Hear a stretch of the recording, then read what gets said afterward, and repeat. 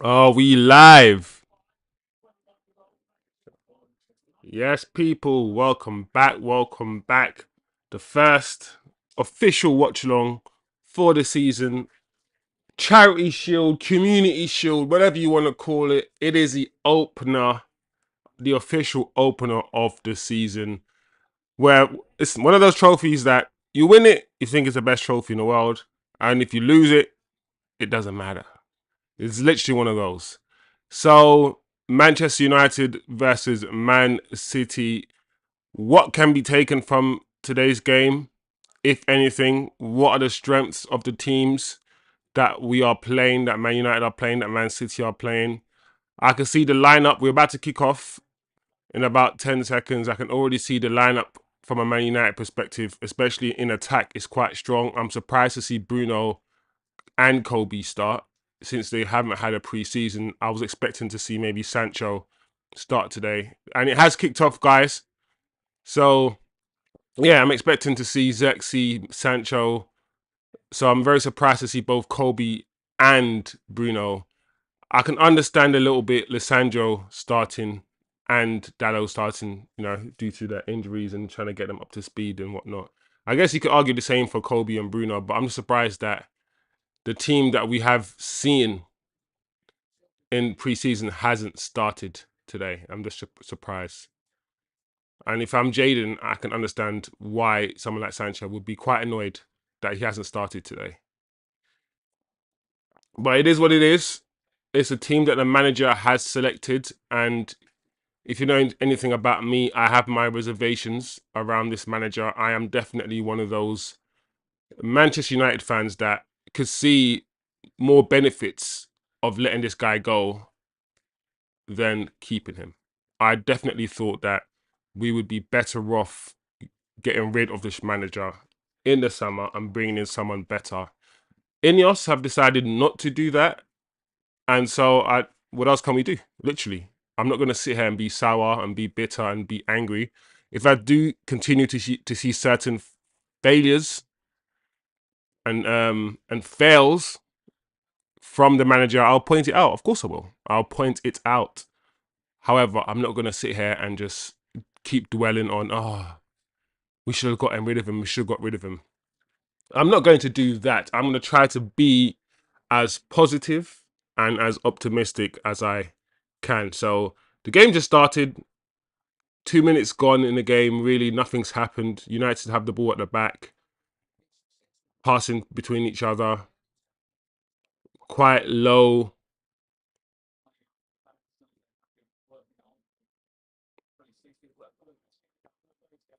All right, we playing that from the back,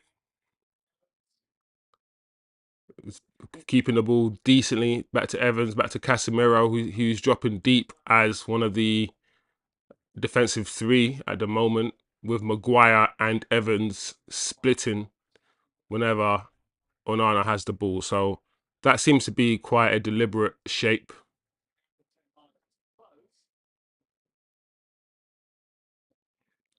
So yeah, it's a couple first few minutes, nothing really of note. Let me take this. Let me know, guys, what you think of the lineup that United have gone with today. It's different to what we have seen in pre-season a little bit. We have seen Ahmad, so I'm happy at least that Ahmad Diallo has started this game. That's one thing that I'm really happy with. It looks like Bruno is going to be playing deeper today,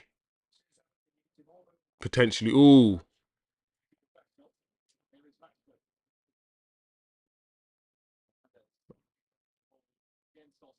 I'm very surprised also to see Mason Mount as well. Very surprised. What do you guys think about Mason Mount starting as well? Because I think Mason Mount is one of the worst signings we've made in the last 10 years. I still don't see what he does really well. I know off the ball, he runs around a lot and he can cover space, but he's one of those footballers that he doesn't do anything really well. He's not a great passer of the ball. He's not a great dribbler. He's not doesn't have a great shot. He doesn't have the greatest IQ. He's just very average. And the fact that we spent 50 odd million pounds on him when he had 1 year left on his contract and we could have got him for free. And not only that, last year, of course, the year that we signed him, he didn't play largely due to injuries and largely due to the fact that he just wasn't good enough. So we could have waited another year. He didn't play last year, so we could have waited another year and got him for free. I think he's a perfect example of why certain decisions had to be taken away from this manager. In terms of especially recruitment decisions, he cannot have the amount of say that he had before in terms of recruitment. Otherwise, we'll be doing Mason Mount and Antony deals now. And the fact that Ineos have taken that away from him, and that also shows the fact that we bought players like Mason Mount and Antony and spent so much on them. It kind of makes me like, or reaffirms my opinion that this manager's talent ID is not the best. If he's not buying Ajax players or players from the Eredivisie that he knows, then his talent ID is not very good. We've seen that. We've seen with the fact that he let Sancho go last year when we could have needed him. When we needed him and we could have done with someone like Sancho in the squad, he'd rather let him go and not have him in the squad because he didn't say sorry. Like his whole approach and his talent ID is just, for me, just not good enough. So I personally think that Ruud van Nistelrooy is being groomed to be the next manager. At least I hope. I don't even know much about Ruud's style of play, but I know it's going to be better than Ten Hag's. I just know. It's just, this lineup screams Ten Hag. This false nine with Bruno as up front as a false nine, that just, for me, screams Ten Hag. It's just not good enough, really. It's not imaginative enough or creative enough. It's just not good enough. But we'll see. 6 minutes on the clock, almost. No chances created by either team. Man City with the ball now, just trying to grow into the game a bit more.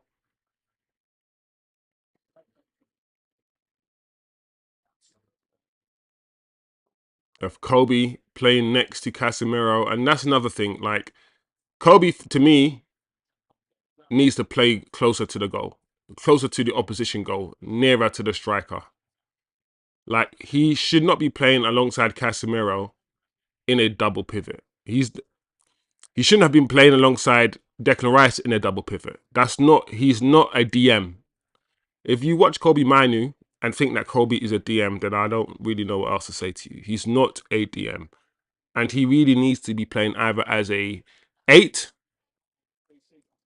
2 8s alongside the DM, either side of the DM in a 4-3-3 formation, or as a furthest midfielder. So, i.e. in Bruno's position. That is where Kobe is dangerous. That's where he needs to play most of his game. In tight spaces, which he's really good at. There we go. Man City almost got it through. Man United on the counter-attack. Give it back. Rashford. Good. Go. Oh, he couldn't make that pass, Bruno. Trying to force that pass through. That's footballing IQ. As much as we don't like to talk about it, Bruno trying to make that pass and not making a pass, that is a lack of IQ, because a Juan Mata, a David Silva, a proper number 10 would have seen that that pass wasn't on and you couldn't make that pass. So either you keep the ball, that's it. The only other option you have is just keep the ball. But Bruno, the way he plays football, and a lot of fans like this type of football, he is a numbers man. He tries things that he knows ain't going to work, and he'll keep trying it and trying it and trying it until it does work, which means he's going to lose the ball a lot. There's no sort of calculation in his brain with regards to, is this pass on or is this pass not on? There's just, I see the pass, try it. And a lot of people, they like that because they'll be like, it's effort. It shows that he's trying.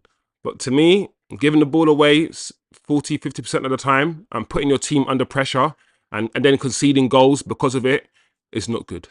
It's not good. No matter how you want to paint it, it's not good.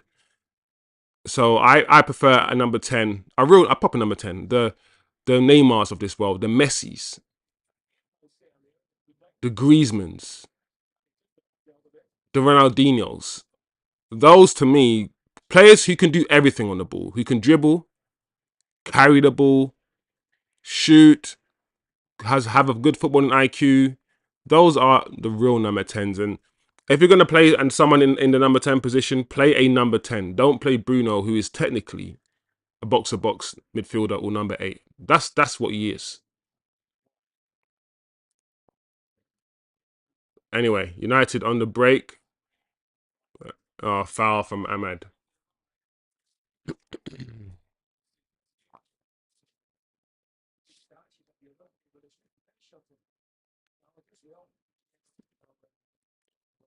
This match is a bit scrappy. Not much is happening at the moment in the game.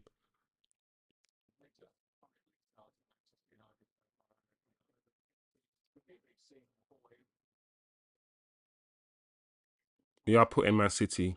We are putting pressure on the ball as well.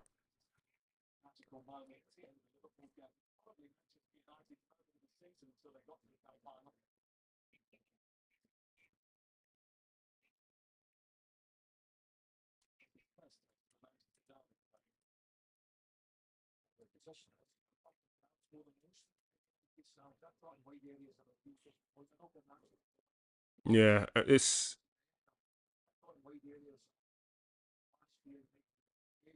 not a good ball at all. So 10 minutes gone. How can I assess the first 10 minutes? Not a lot's happened. If anybody had a hold of the game, it would be Man City. But neither team have really played any football, played any cohesive patterns. Neither team have penetrated either defense at the moment. So first 10 minutes, you can tell it's cagey. Give it back to the goalkeeper, Evans. What are you doing? What are you doing? Just give it back to the goalkeeper. That is so poor. That is so poor, Johnny Evans. Just give it back.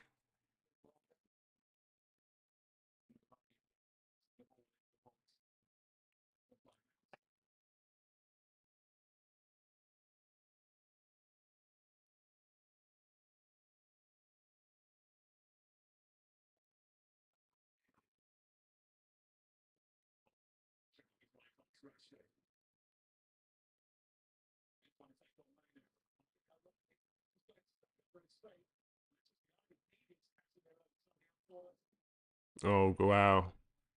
So Man City now are reaching the point where they're starting to sustain something that we can't do because the manager doesn't want us to do it and he's not playing the players to do it.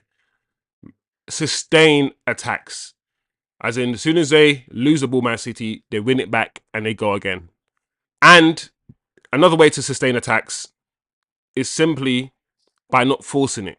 So when you attack and there's no pass on, just keep the ball. Just find another man, rotate the ball, and keep it moving. The way that Man City play, the players that we have, the way the manager has us lined up, we don't have the personnel and we're not structured to keep the ball. We're structured to hit a team on the break, transition really quickly, try to score, force the pass if he's not on, and if you don't score from it, cool. We've conceded possession. The other team has the possession, and we now have to run back and defend. We can't sustain attacks. It's not the way the manager wants to play, which is not the football I want to see. I want to see a team keep the ball, hold possession, sustain attacks.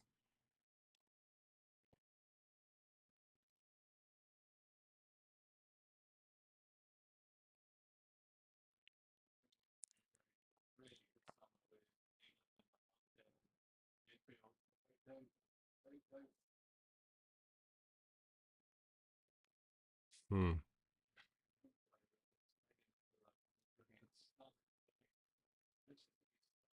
All right, Maguire's going down, going down.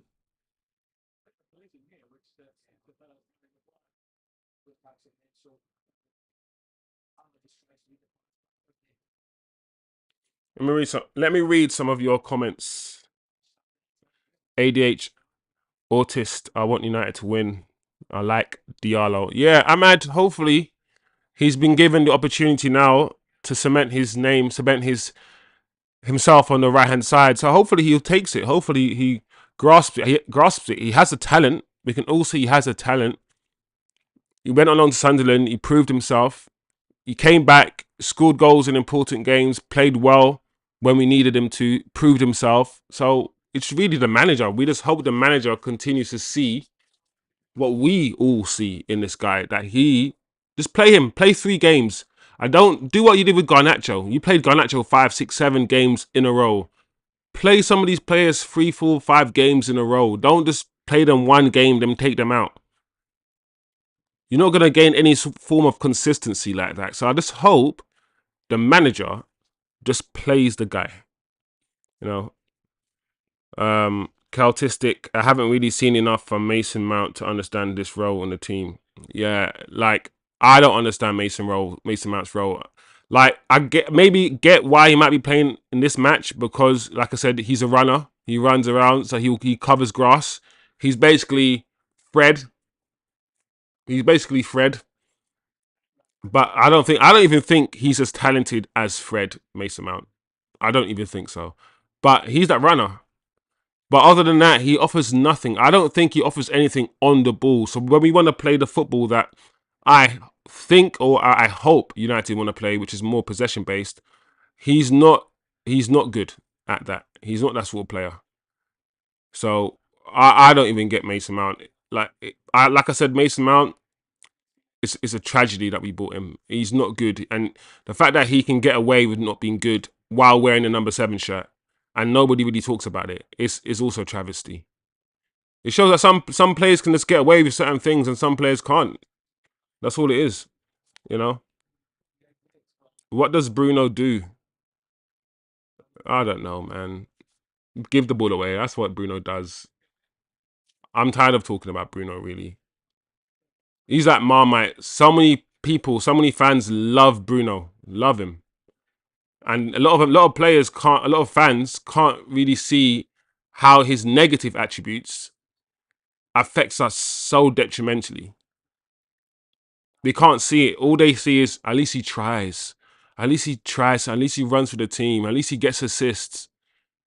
So yeah, I don't like the way Bruno plays football. I don't like the way he even sees football. He's just not my type of footballer. He just really isn't.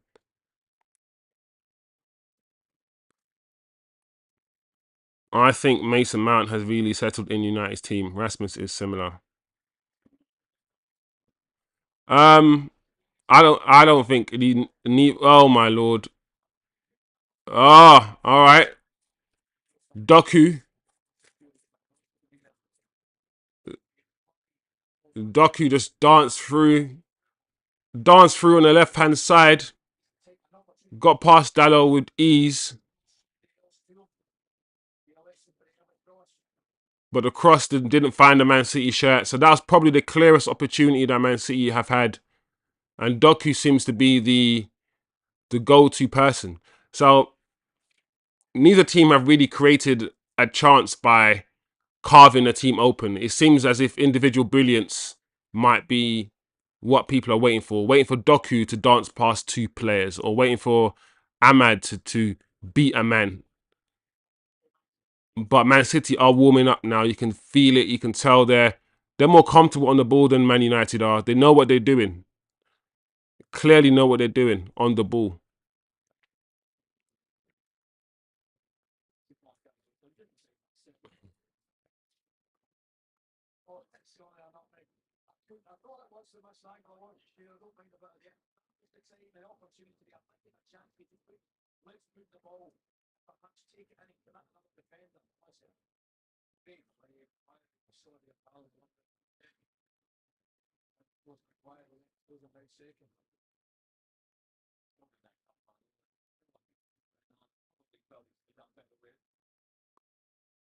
Mm.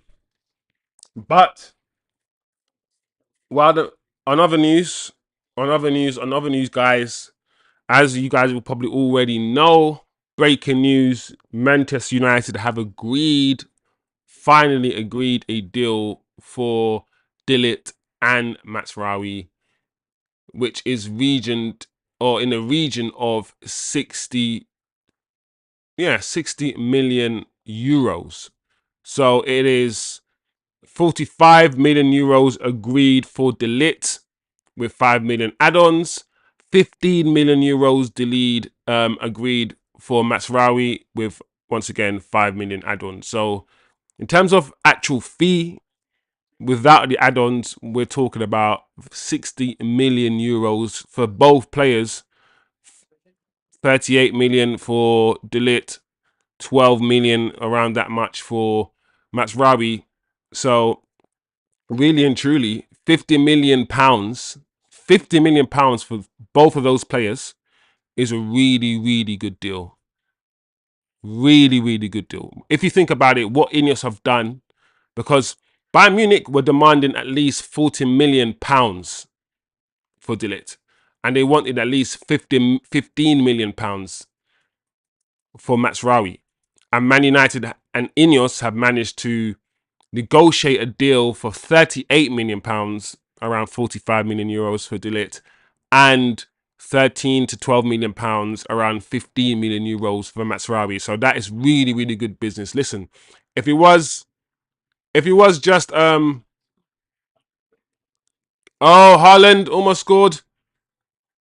So Man City are turning the screw. Man United are lucky there to not concede. But yeah, a really good bit of business from Ineos. You can't complain. Listen, I know a lot of people have their reservations with regards to Ineos, and while at the same time fully back the manager, even though the manager's shown himself that he's incompetent in many areas. So I see it as this: if you're gonna back the manager, and Ineos have backed the manager, then why wouldn't you back Ineos? For me, until Ineos prove that they're not able to do certain things and prove that they're incompetent, I will back Ineos. So I'll back Ineos because at the moment I feel like they've done good business.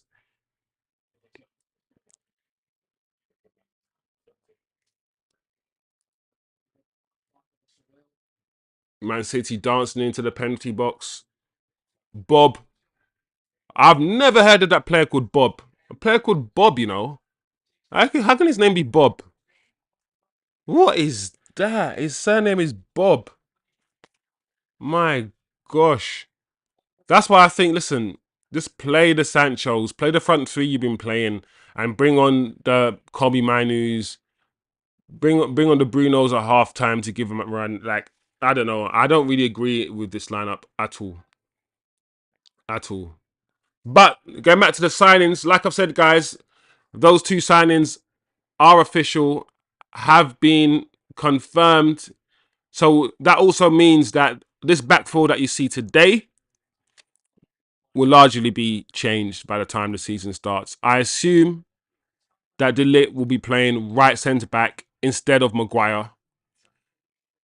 Martinez will be playing left centre back instead of Evans at the moment. At the same time, I expect that Dalot will be playing maybe left back and Mazraoui will be playing right back at the start of the season in the game against Fulham. That's what I expect to see. I don't expect Bruno to play false nine at all. And if Mason Mount starts in the first game, my gosh, I would be very, very surprised. Listen, if Mason Mount starts against Fulham, then I'm Ten Hag out again. I'm still Ten Hag out, but since you know Ineos have decided to keep him, I'm like, do you know what? Let's go with this. Let's see what happens. But if he starts Mason Mount against Fulham, oh, Man City have hit the post after a mistake by Man United. Man United haven't. I don't remember Manchester United being in Man City's penalty box at all in this game. At all. This team that he started, Mason Mount and Bruno, with Rashford and like this team he started cannot play football. They're not a footballing team that he started. He started just people who can run around. And Man City have had now 2 chances to score. They're definitely the team on top. The team more comfortable on the ball. Doku's having fun.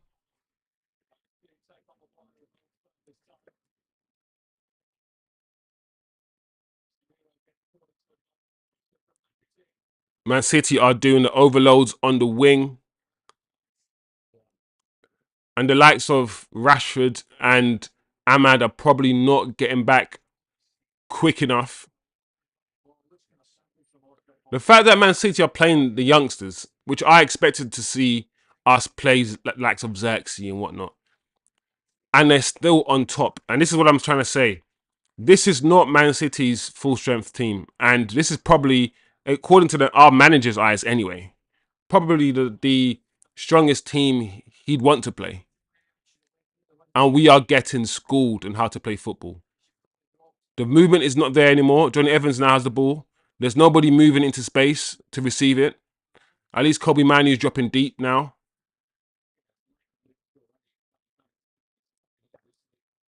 Yeah, this is just not good enough, this football.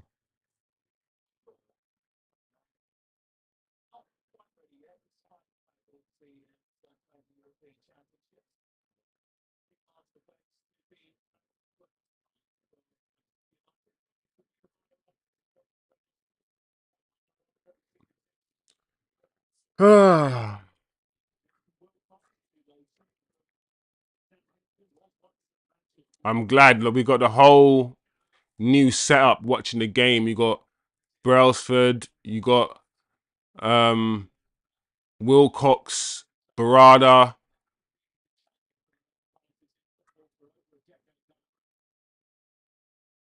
The whole new setup that's there watching the game. Hopefully they can see what this manager's doing or not doing.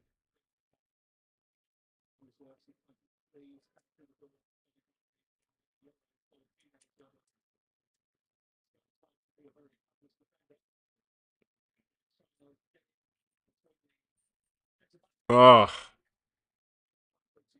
we just can't keep the ball.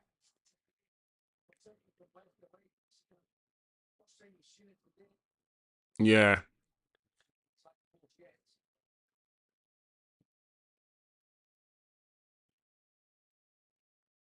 All right, so we got Maguire and Martinez now getting up to the halfway line for Man United, which is always a concern. When I see Maguire on the halfway line as a defender, I'm always like, yeah, once we counter attack, or once Man City counter attack, we'll be in trouble because he just doesn't have the pace, the recovery pace that's needed to get back, which is always an issue when I see Maguire and Johnny Evans so high up, so high up.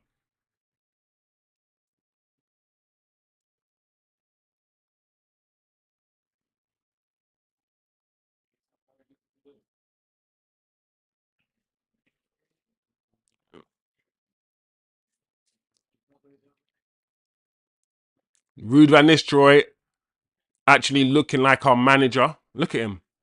He actually looks like our manager. Ahmad on the ball.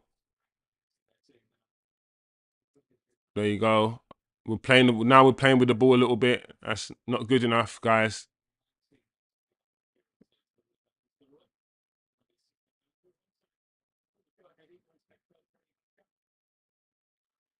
All right, we won the ball back again.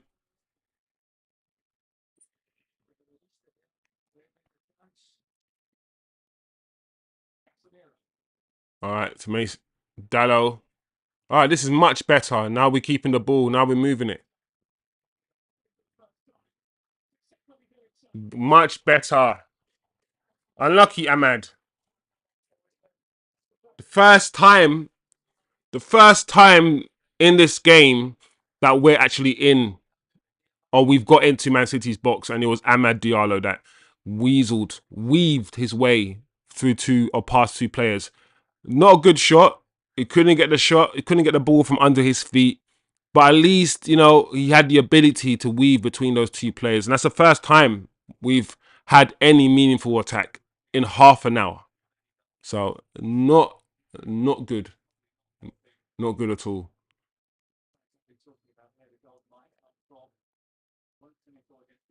Anyway, let's see what else you guys are saying in the chat right now.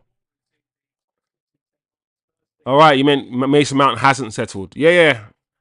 I don't think he settled at all. I don't think he will settle. I don't understand in terms of profile, because we've got to talk about profiles now more than actual players. I don't get what he wanted Mason Mount for. I don't get why he'd get rid of Fred and buy Mason Mount. I didn't really get the logic behind that, and I never will. I never will, personally. Um, wow, you guys make big moves in the transfer window. Yeah, well, at the end of the day, we'll see. But with the injury to Euro and yeah, essentially the injury to Euro and the fact that we need to play a more progressive style of football, I think these signings were needed. Of course, I'm worried about Delit's in. Do you know what? Both Delit and Mazraoui have very iffy injury records. They do. So I'm very conscious of them being fit and being available when we need them to be available. However, that being aside, I'm happy with Delit. I think Delit is an improvement on Lindelof, who I believe will go. I think he will leave the club this summer, so we need to get Delit in. And Mazraoui is a better footballer than Aaron. Listen, I know a lot of you guys love Aaron, and I love Aaron as well. I love his defensive. He's one-on-one defensive nous or defensive ability, his slide tackling ability, all these things. I like that. But if we want to play this progressive football, oh, unlucky. Well done. That's the best sort of 30 seconds of football that I've seen in this match so far. That was a much better. That series of passing, the way that Ahmad had. Listen, if I was Ahmad, I would have shot. He probably should have shot there. But I understand why Ahmad decided to pass it there. If he executed the pass correctly and properly, then that whole move would have been such a good move. I think the striker, was it Rashford? If Rashford anticipated the pullback a bit more, then maybe he could have got back or got to it. And if maybe Ahmad put less on the pass, then maybe something could have happened. But that, guys, is the kind of football that I want to see. That is a kind of football that we need to see now. That. So, yeah, really good move. I'm encouraged by that move. If that's what we've been doing in training, then we need to see more of that. For sure. And once again, where did that come from, guys? Where did it come from? Ahmad's side. If Ahmad Diallo hasn't done enough now to cement his name on the first team sheet, oh, Mason Mount was in the center. It was Mason. Oh, the pass. I understand, Ahmad. Ahmad is like, no. Two things happened there. Maybe your pass should have had less on it. However, Mason was just not quick enough. He was just not quick enough or prepared for the cutback. Maybe if we had a striker with that striker's instinct, he would have been there for the cutback. But I'm encouraged. That is encouragement. Man City are the better team. They are playing the better football. They've had probably the two best opportunities. But that's a good opportunity that we created. And we are now growing into the game.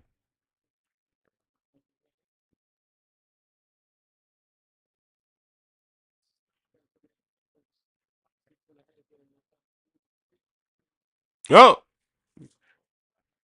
that shot almost knocked Ruben Diaz out. Flipping heck.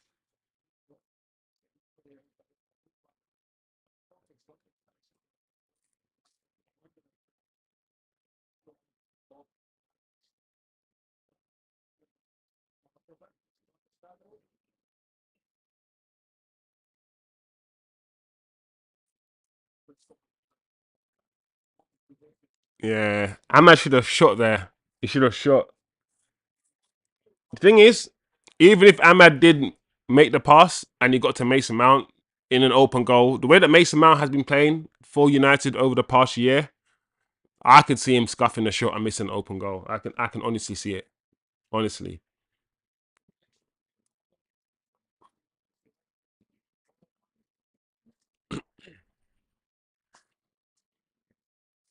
But Ahmad, right now, I told you guys about Ahmad, and right now, he's showing why he's the best. Listen, I've said it before. Ahmad Diallo, you guys can watch my video, watch my Ahmad Diallo video. He is the best winger at the football club. And I love Jadon Sancho, but he's the best winger at the club. And if he is not starting the season, then I am Ten Hag out again. He has to leave Ten Hag because if Ten Hag does not start Ahmad, he is purposely going out of his way to sabotage Man United Football Club. It's really that simple.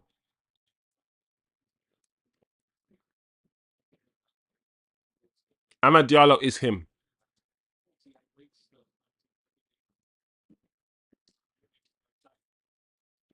Well done, Mason. That's good.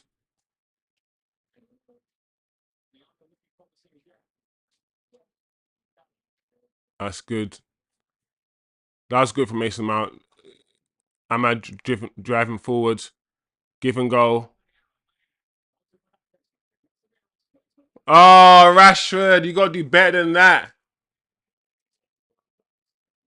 Oh, you got to do better, Marcus, than that. Oh, that's the IQ I say about Marcus Rashford is a footballer that doesn't use his brain.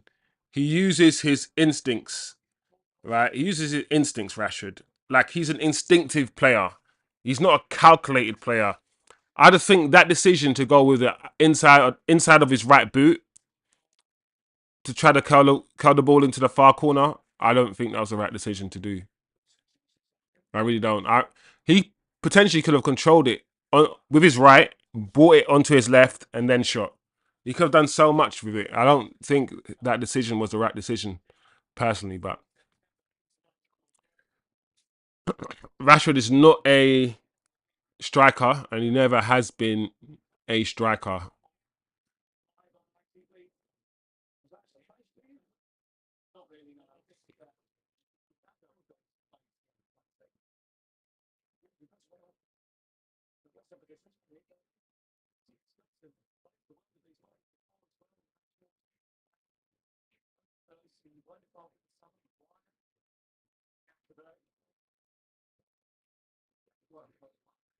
Ah, Bruno. This is what I'm saying. Bruno's not a number 10. His way of passing is so bad sometimes. That pass, yeah, from Bruno to Ahmad that he overhit, it was such an easy pass to make. He didn't need to overhit that ball. Just cushion it into his path, Bruno. Why did he hit the ball so hard? He's right there in front of you. That's so frustrating.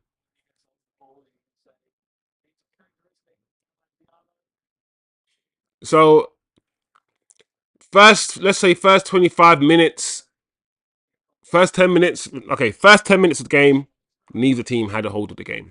As usual, we're feeling each other out. Man City were trying to gain possession. Man United also were trying to put their foot down until Man City really put their foot down and started to play.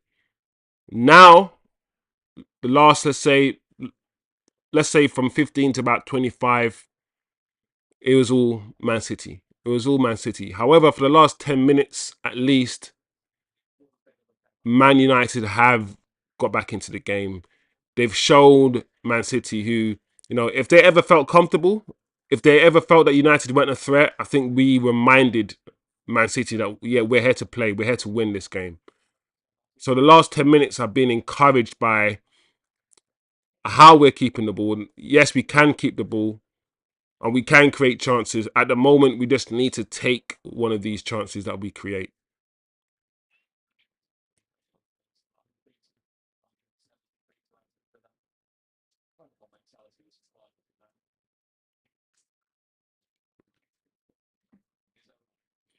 Yeah, I mean that I keep thinking about the opportunity by Marcus Rashford. I don't get why he didn't take a touch. Like I said, control it, get his head up, just take your time a bit more. He had more time than he thought. And now my food is here.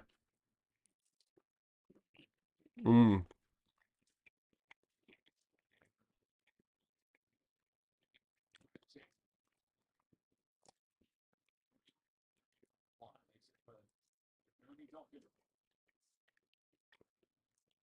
Doku,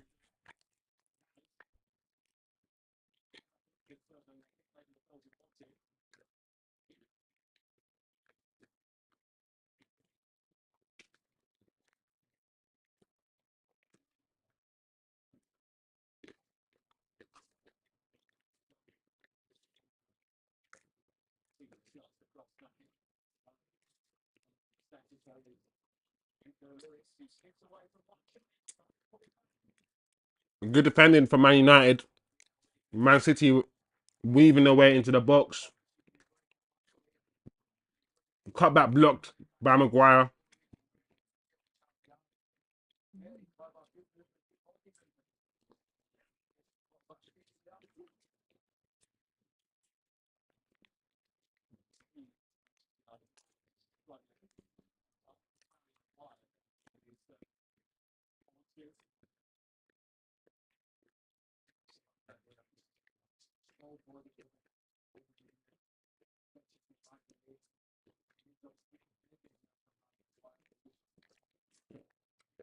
Bob and Lewis, Sasha, Bob and Lewis, all looking the same.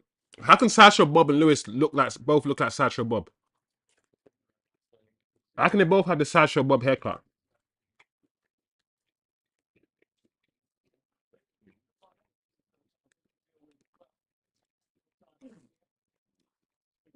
Casemiro has actually had a good half of football.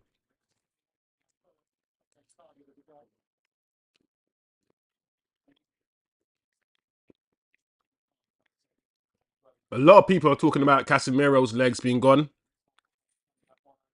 And Casemiro's legs, I mean, Casemiro's never been the quickest or the nippiest or the most agile. That's never been his game.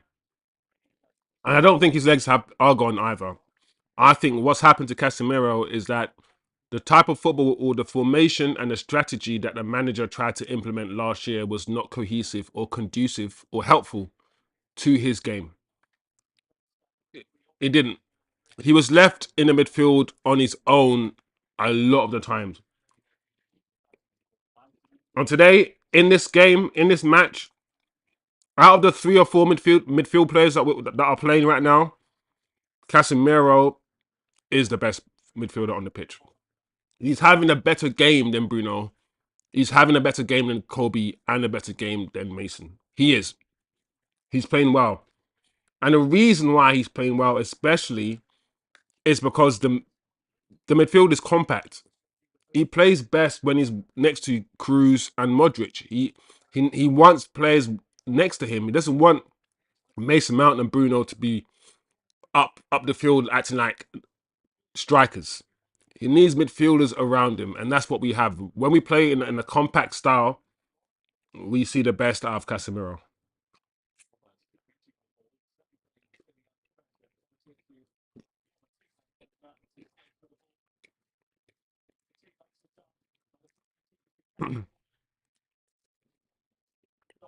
Doku again on that side. Oh, close. That's very close.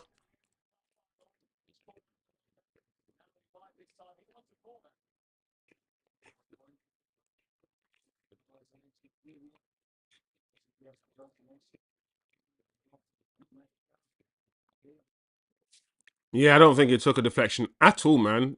That's a goal kick. That's a goal kick.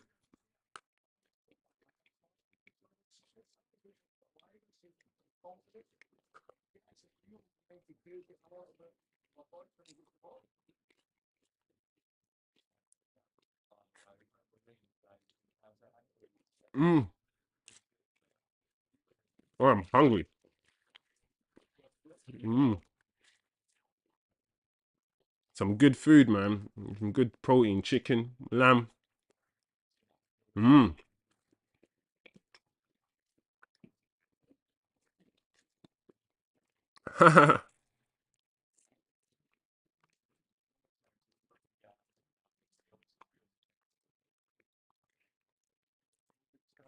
overall, overall, I would say this: our possession, we've been very disciplined out of possession. Yes, Man City have created 2 chances, but even the 2 chances Man City have created have been half chances. So we've actually defended well. We've been very compact out of possession. In possession, we have not been good enough. We're not keeping the ball. We're not, well, if you want to be direct, we're not direct enough. We're not keeping the ball well enough. We're not, um, the players we're playing are not press resistant enough. There's not enough movement. And the only bright spark really in attack has been Ahmad. So in possession, we just have not been good enough.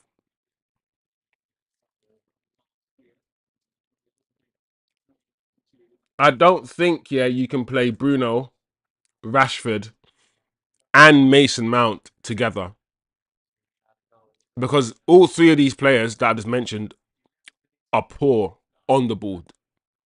They're not good enough on the ball. They're there to really run.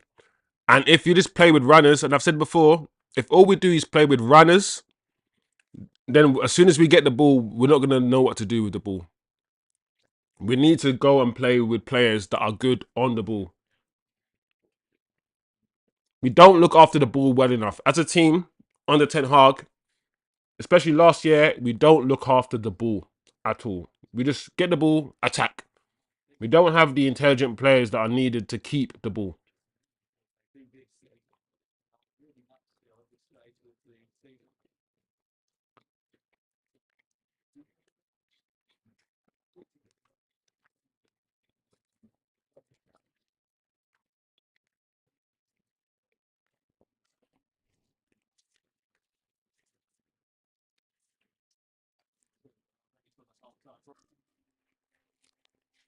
Almost half time as well, guys.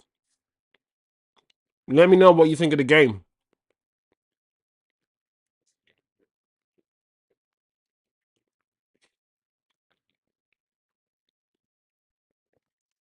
Man City have been fairly comfortable.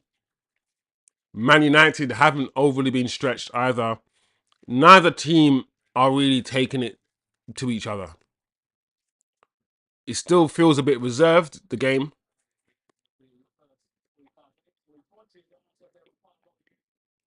City probably have the weaker team, arguably. But as I said before, with the agreement of Mazraoui deal has been agreed. The dalot deal has also been confirmed. This back four that you're seeing today for Man United will look dramatically different. I hope against Fulham. I hope that Mason Mount doesn't start against Fulham. I don't think he's done enough to demand a name in the first team. I don't even think Mason Mount will be here in the next 3 years, personally. I really don't. If he is, I'll be very surprised. I'm surprised to see um, Kobe start. I really am. I'm not in a way surprised not to see Sancho because I think me and the manager have a fundamental difference in the way that we see football. I would have started Sancho false nine. I would love to see Sancho play false nine against Man City. It would have been so good to see how, like, it might not have worked, but we've seen Bruno play false nine 100, like, many times for Man United. We know how he plays football. I would have loved to see Sancho play that role, but I don't know what it is. We will see Sancho play false nine for 100 games in pre-season. We'll see the manager do it 100 times in pre-season for the preparation of the real season. And then when it comes to like real games, he won't do it. So I'm always confused. Why are you always playing Jadon Sancho false nine in both pre-seasons playing him in every game in preseason. But as soon as you name the team that needs to be playing um, for the league games or for any important games, you leave him out. And that to me, I don't understand that. I just don't get it. You're gonna start him all the games in preseason and it's not play him when it matters. So I don't know. If I was Jaden, I might consider leaving personally because I really don't get it. I really don't get it. Or maybe the manager's seeing this game as just a normal game and he's playing the likes of Kobe and Bruno, Martinez, and Dalot simply because they haven't played the game. Simply because he wants to see other players. But I don't know. It just seems to me that the manager really wants to win this game, hence why he's brought in Bruno as a false nine and Kobe, and he's packed to midfield with Mason Mount packing the midfield. Because this is not how we're going to play in most games. We're not going to play most games with this kind of formation and with this sort of midfield. I very much doubt it. So it seems to me that he's actually trying to win this game rather than using it as a preseason friendly, which I understand to a certain extent, but I'd wish that he stood by the principles he was trying to create in preseason rather than go back to some sort of, oh my gosh, it's Man City. I'm scared of Man City. Let's flood the midfield with 100 midfielders and not play that. I wish it wasn't that. I really wish it wasn't that because I want to now see a style of play that can be implemented regardless of the team that we play. Just like Man City play the same way, Arsenal play the same way, all the top teams play the same way regardless of the opposition, right? I want to get to the stage where this manager has a possession-based style of play. And I don't know if I'm going to get that with this manager. I don't know. But listen, at the end of the day, Ineos, I think I've made it clear. In my opinion, it sounds as if they know what kind of football they want to play. Wilcox have stated what kind of football that they want to see. And if Ten Hag is not delivering that, the way that Ineos have been moving, I reckon they'll get rid of him. So either way, if we don't see what we need to see from this manager, I think this manager will be gone. I really think so. But we will see. We will see. I hope to see changes in the second half. I don't think so. I think the manager will probably maybe play on with the same team for the next 10-15 minutes, probably before making changes. But I need to see something different, guys. I really do. What do you guys think? Let me know how you're feeling. Let me know how you're interpreting the game. What you're thinking of the lineup, of how we're playing on the ball, how we're playing off the ball, what we're trying to do, what you think the formation is, the style of play is. Yeah, just let me know. All hands in the chat. Good to have you all hand in the chat again. Man United is playing well.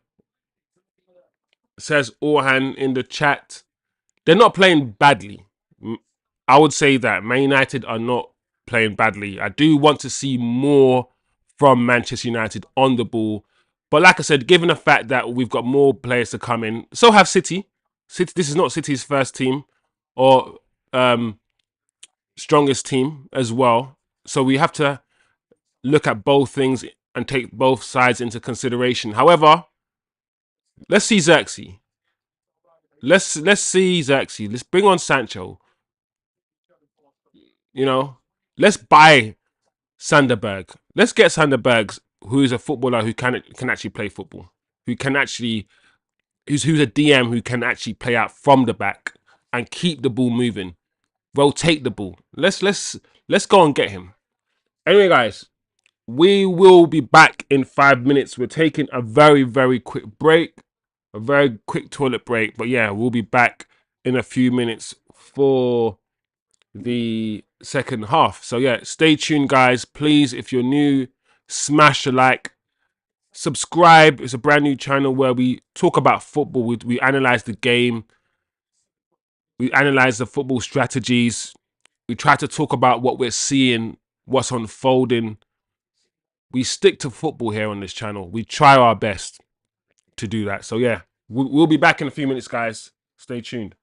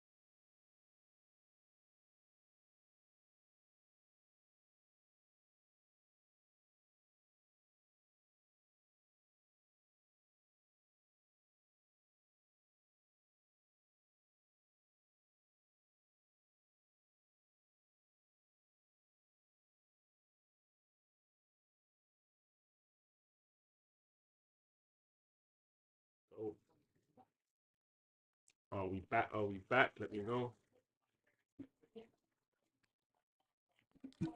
I don't think there's been any changes, any subs that have been made, unfortunately,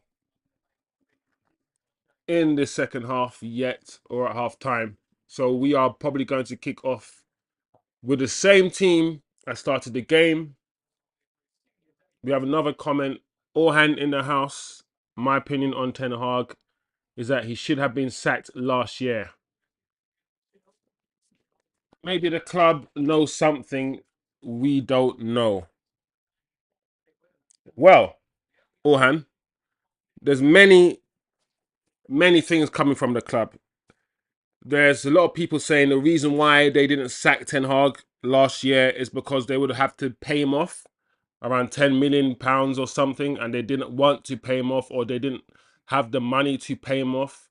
There's talks about the contract that he had, which means that he could veto on transfers, and they didn't want the same contract. They needed to change contract, and there's so many different murmurs and rumors from the club with regards to the real reason why they kept him, as opposed to what they told everybody, which is we've done a review and we believe he's still the best manager for the job. Apparently that wasn't the case, and they've more or less felt like they had to keep the manager because some of the players that they wanted, or should I say the manager that they wanted, weren't available. So there's all different reasons for why they kept him. But Rashford, oh, pass it, Rashford, release the ball.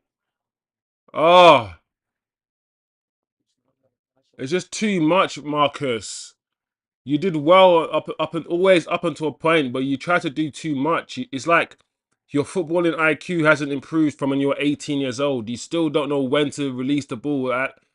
Like there, you should release the ball. I think the problem I have with Marcus Rashford is that he plays football with his head down. He's staring at the ball all the time, which means you don't know what's around you.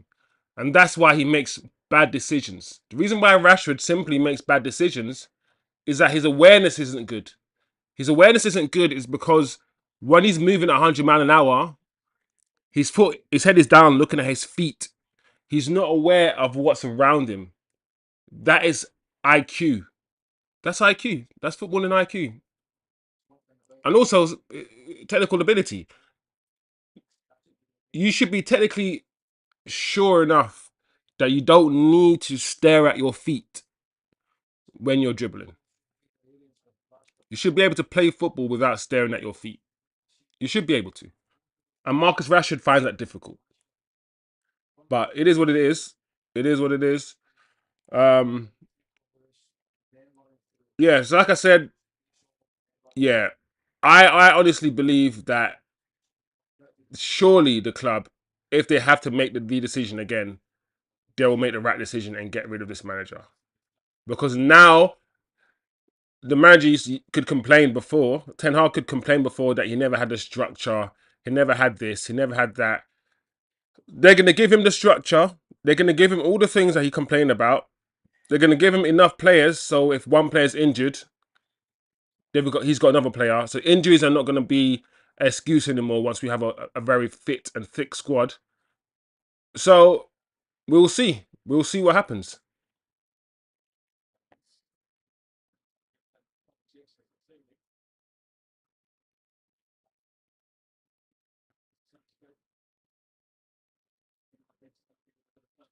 Yeah, this is better. Better on the ball for Man United so far in the second half. Hmm? Oh,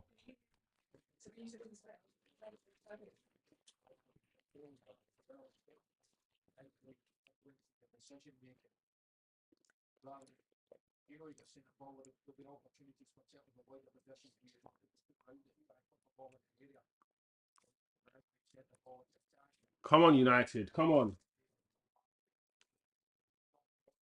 Come on. Ah, it's not good enough.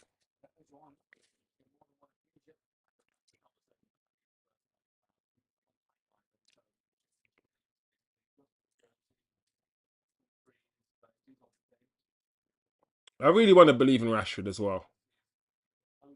I hope that with Zirkzee now, who's a different kind of striker to Rasmus and a similar style of striker to Martial, right? Who can hold the ball up, right, and bring others into play. And I hope with Zirkzee we can get a better Rashford.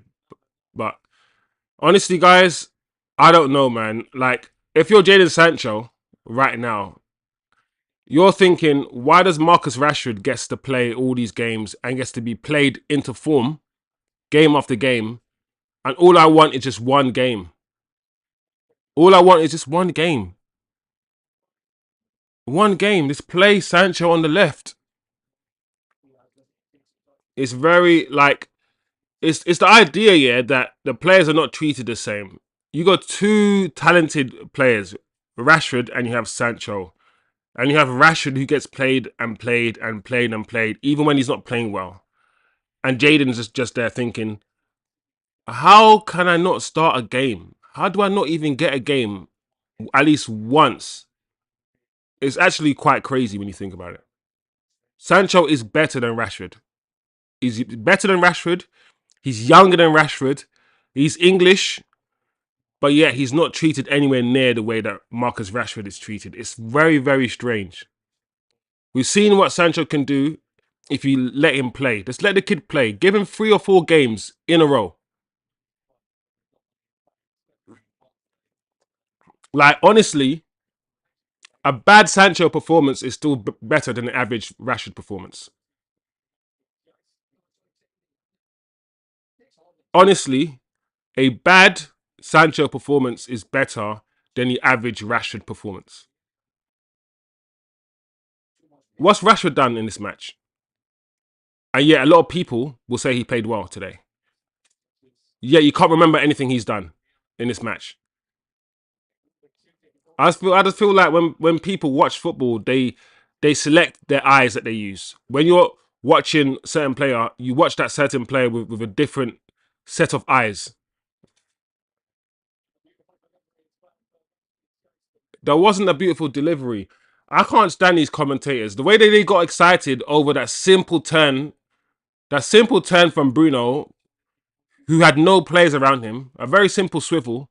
They were like, "Oh my god, whoa, yeah, amazing!" And then the pass, the really bad pass to Rashford just now. They were like, "Oh my god," and a beautiful pass. I'm like, bro, it wasn't good. He didn't need to do that little flick that he did, that little turn. He didn't really have anyone around him, and the pass to Rashford was rubbish.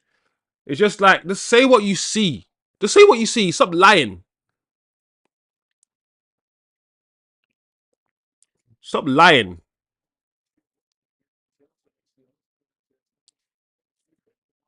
Anyway, as you can tell, I can't stand some of the United fans and the way that some of the United fans themselves treat the wrong players.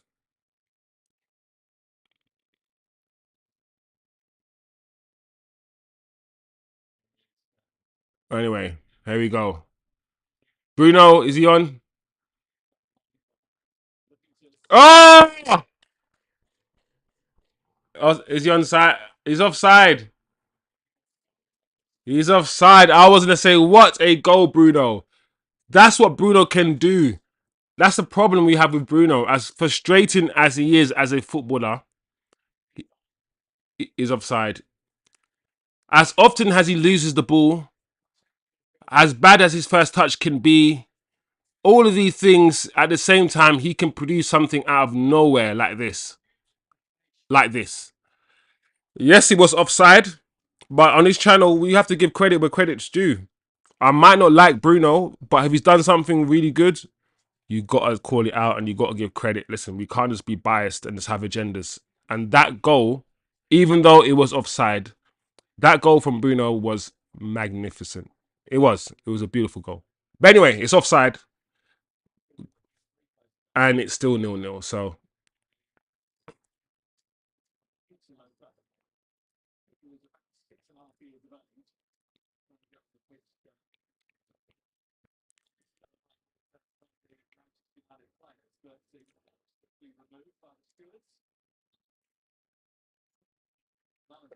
If I'm being honest, the first 10 minutes of the second half, we haven't seen a lot of Man City attacking. United have definitely started more aggressively.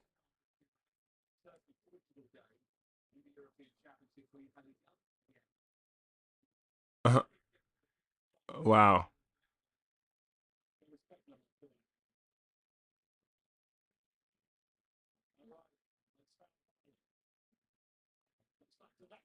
Okay, well done.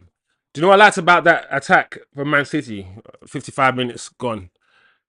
Is how many players came back. We had Kobe running back, not sprinting.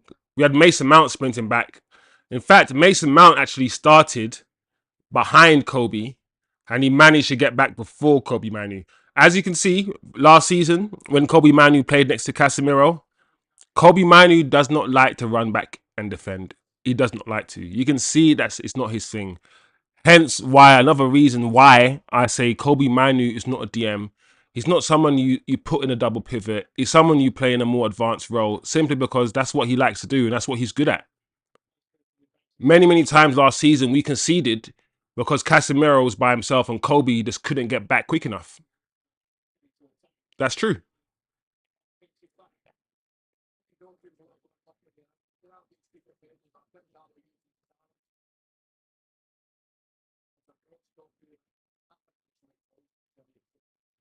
Uh, oh, unlucky. All right, we're sustaining attacks.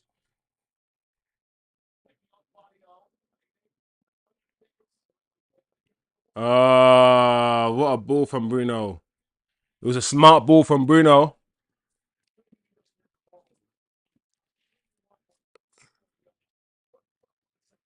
Yeah, I think he passed the ball. He crossed it in, Bruno, when everyone was running backwards. Yeah, that's the pass. It's a right pass, but in the wrong moment.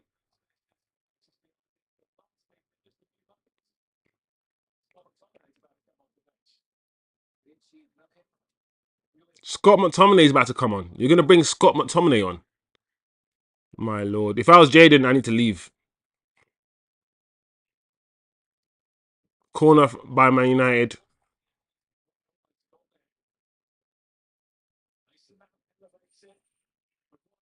Oh, offside. That's a problem with Bruno. Bruno hasn't been good this game, and people will now remember that one strike that wasn't a goal because he was offside.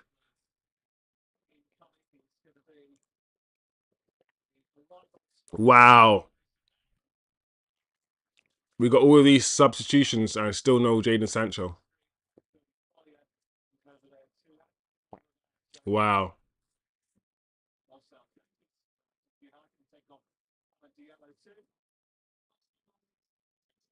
We got Ahmad Diallo's coming off. I understand Mason Mount coming off, but why not take off Rashford? Nothing's changed. Nothing's changed. It's the same. I keep telling people the same manager. So we're gonna have the same Bruno and Rashford play every game, every minute of every game. He's not gonna be bold enough to drop any of those players and play a better team. He's got his favourites. If anything, if this has not showed me, this has not shown me anything new. Nothing new is happening here at all. It's Ahmad that gets taken off. Ahmad Diallo, the best footballer on the pitch right now. Ahmad Diallo gets taken off while Rashford keeps his place. Kobe's taken off. I get why Kobe's taken off. I probably wouldn't have started Kobe anyway, but he needs games under his belt, Kobe. So I get it at the same time. I like Collier, so I'm glad that Collier's playing.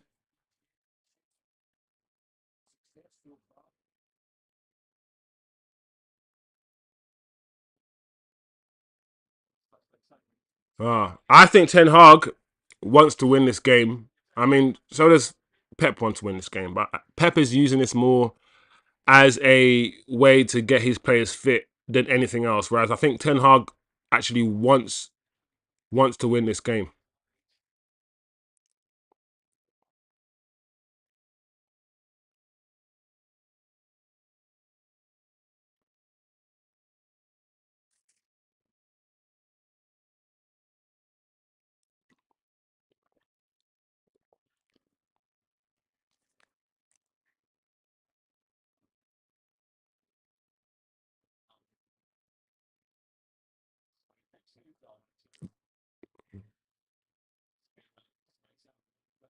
Yeah, I can't believe this manager's taken off Ahmad, you know. He's having such a good game.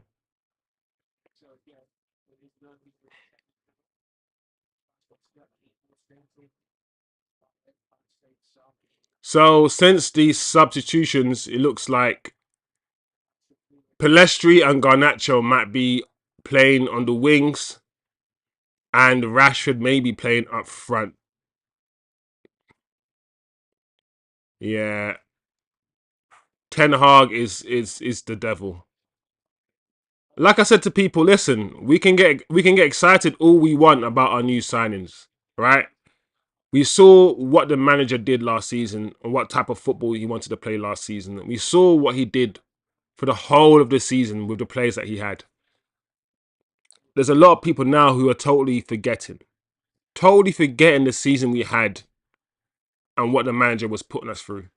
And I think watching this, watching his substitutions, has just given me PTSD, has re-traumatized me, and yeah, it's crazy.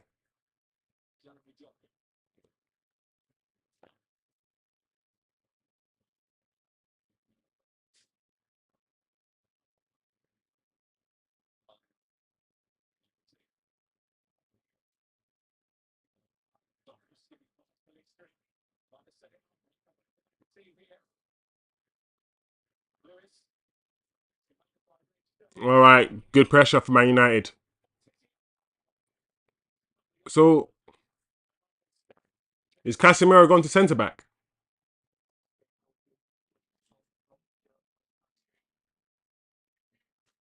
Yeah, it looks like Casemiro's gone centre back. I'm confused.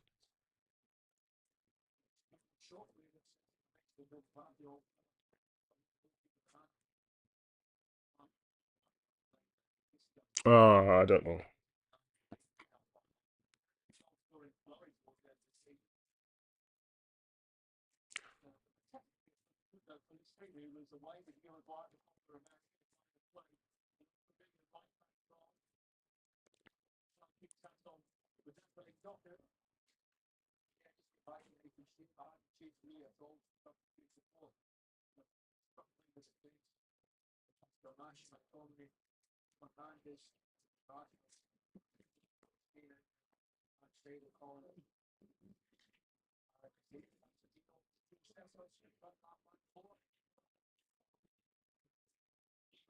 Man City making further changes. Like I said, I'm surprised not to see Sancho on the field right now as one of the subs. So what does that mean, guys? Does it mean that he's gone? Does it mean he's gone to PSG? Personally, the fact that we haven't seen Jaden today, I think it might mean he's actually going. I think it might mean that Sancho is leaving the football club. Because one of my understandings of the situation is if everything is all squashed and you understand the value of that player, play him. Bring him on, at least bring him on as a sub or one of the subs. And the fact that he's not on the pitch at the moment and hasn't been brought on, I think is a indication potentially of the fact that the manager still doesn't fancy him. And if the manager still doesn't fancy him, then he has to play. He has to find another club, in my opinion. He has to. Like he's too good to play a bit part player or be a bit part player in a team that isn't that good. He's one of the best wingers we have, and if he can't get a game because of the manager and the way the manager sees football and likes football to be played, then I think he probably needs to go elsewhere.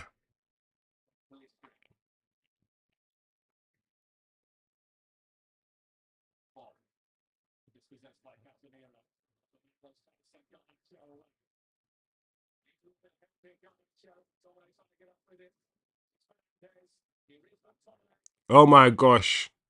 So that is so poor from Scott McTominay, man.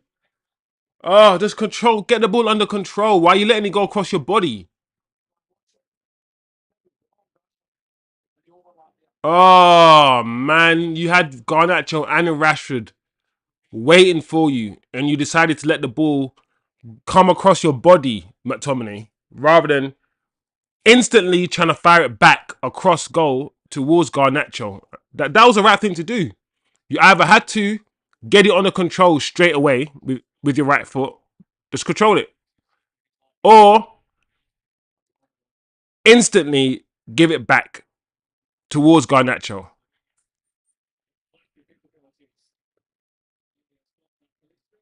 Anyway, corner for Man City. If I'm being honest, neither team really deserved to win this game. I don't think neither team have done enough at all. Man City haven't done enough on the ball. Neither team have done enough on the ball, actually, to win this game. This game is definitely a 0-0 game. It has 0-0 written all over it.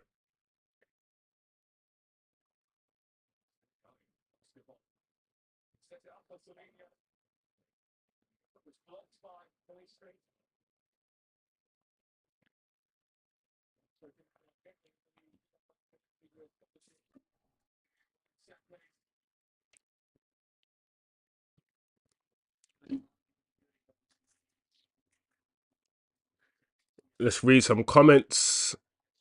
Yeah, good. I'm glad you agree with me with regards to Sancho. And I think McTominay, I know you said sell McTominay in the comments. I think he will leave. Like, I'm in a frame of mind where if we sell one of the players, yeah, that are not good enough, but the manager plays all the time, like someone like Scott McTominay, it's the only way. It's a way to force the manager to do the right thing. Like if we take away some of the tools that he uses to destroy Man United, like playing Scott McTominay, if you take away Scott McTominay, then you can't play him. He can't play him, which means he's not going to hurt himself. It's like because it's self harm. It's like removing a knife from somebody who likes to cut themselves. It's like we have to do it. And this manager likes Scott McTominay. He likes to bring him on. To be honest, having Scott as somebody you bring on to try to win a game because he's physical isn't actually the worst thing, if I'm being honest. But I don't want. He's not good enough for Man United. He's not good enough for Man United's midfield. He's not good enough to be a striker. He's not good enough to be a winger. He's not good enough to cement his name in any position or play any position at this club. So if we get rid of him, it means the manager can't play him, and we need to and then we can get a better footballer in his place. It's really that simple. So I think he will leave personally, probably to either Fulham. I don't think he'll go West Ham. Potentially Fulham, maybe Turkey. I know Jose Mourinho wants him as well. So we'll see.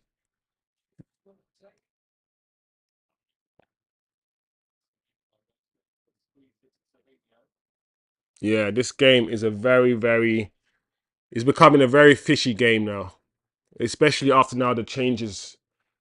There's no cohesion, or at least a lack of cohesion in the. I mean, there was a lack of cohesion anyway in the way we play, but now there is not a togetherness. There's no patterns now. It's all just everyone everywhere just playing for. Like there's no cohesion.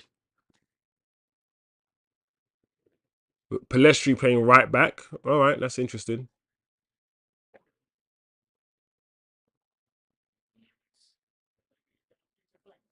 Oh, Bruno, give it to Rashford. Oh,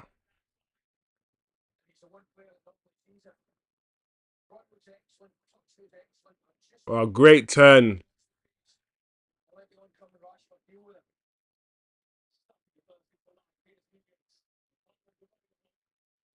Ooh, tackle from Martinez.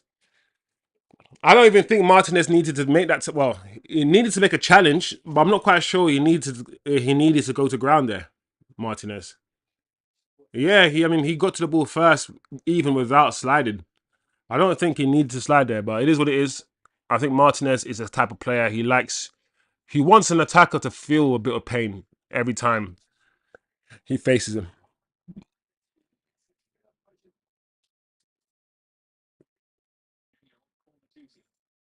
Oh, Sancho doesn't quite suit the English game, Orhan says.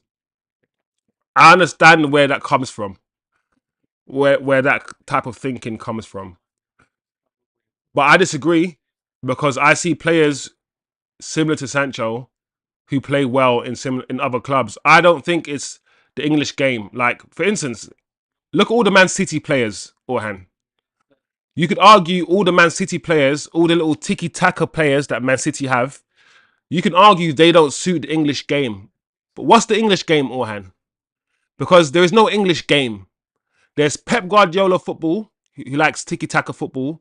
There's Liverpool football, who like heavy metal, aggressive football. Every football team plays a different way, right?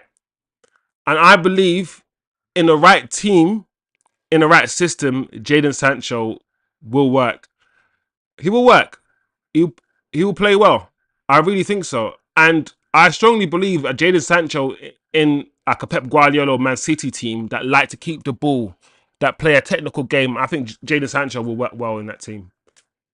So I don't necessarily think it's the English game, but I do understand your point because the English game is very pace and power, it's strength, it's being an athlete, and all of these things. And Jadon is not the strongest, and Jadon doesn't have the most power. So I get that, but I don't think you need those things to play necessarily played in England. Like I said, there's a many Man City players that didn't have those qualities. Now, David Silva wasn't the strongest or the quickest.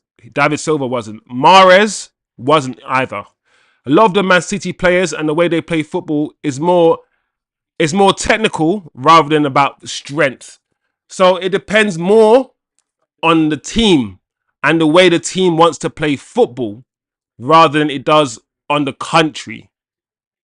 I honestly think so. I honestly think so.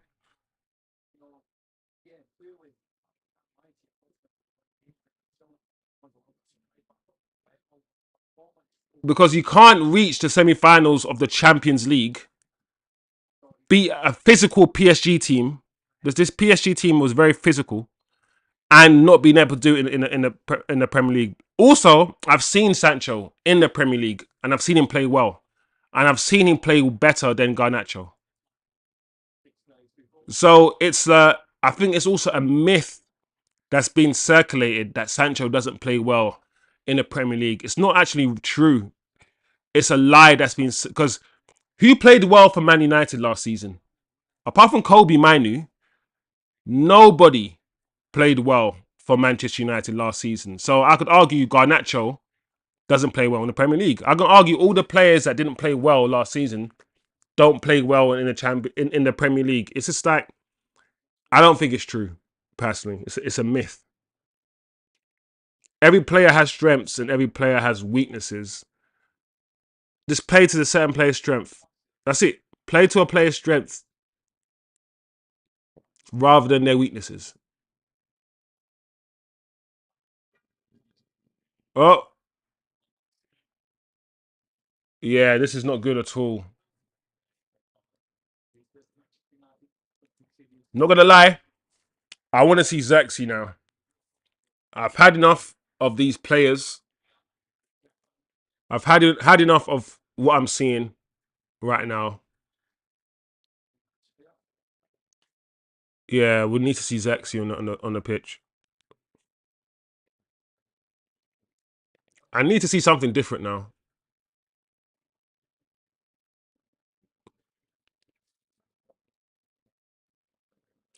There's one thing that we can take from this game as United fans. We're not losing. Man City are still supposed to be, right, the best team in the league. And we're not losing. And now we're on a counter attack. Oh my Lord, Rashford. Oh my gosh, how's he missed? How has he missed?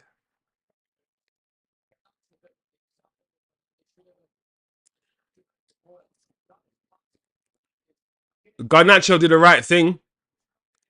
Garnacho did the right thing, but that's, oh, come on, Rashford. Oh, that's not even difficult, Marcus, man. Oh, he hit his shin. It came off his shin. Oh my gosh. What did I say about Marcus? Nobody likes to talk about it.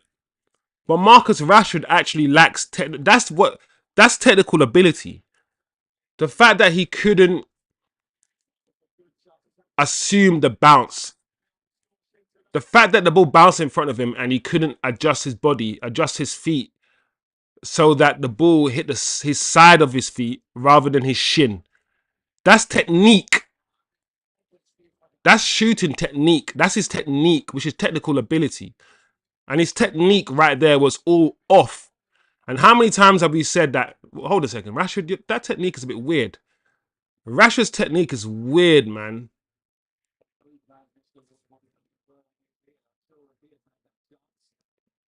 But that was a chance.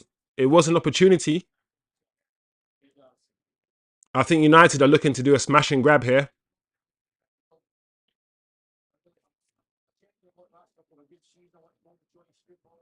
Look at everyone. You want him to have a good season. He's so emotional.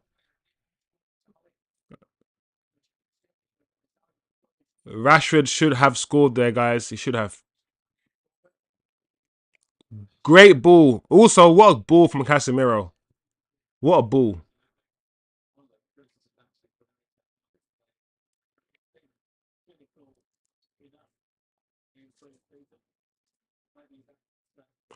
That Rashford shot should have gone across the goalkeeper. Yeah, he should have gone across the goalkeeper. He shouldn't have tried to do it front post, near post.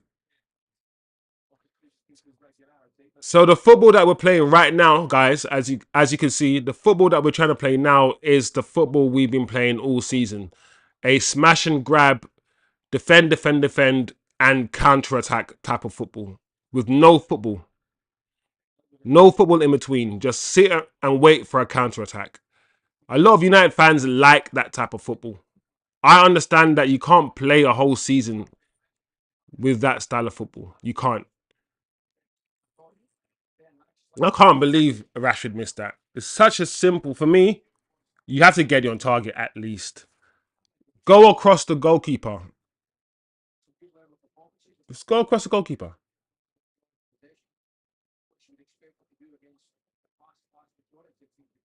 Rude Van Nistelrooy looks like a heel Harry Potter.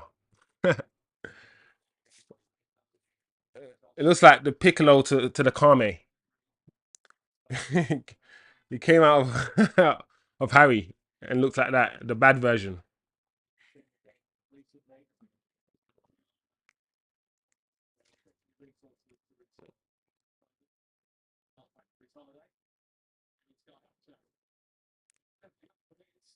Okay, corner to Man United.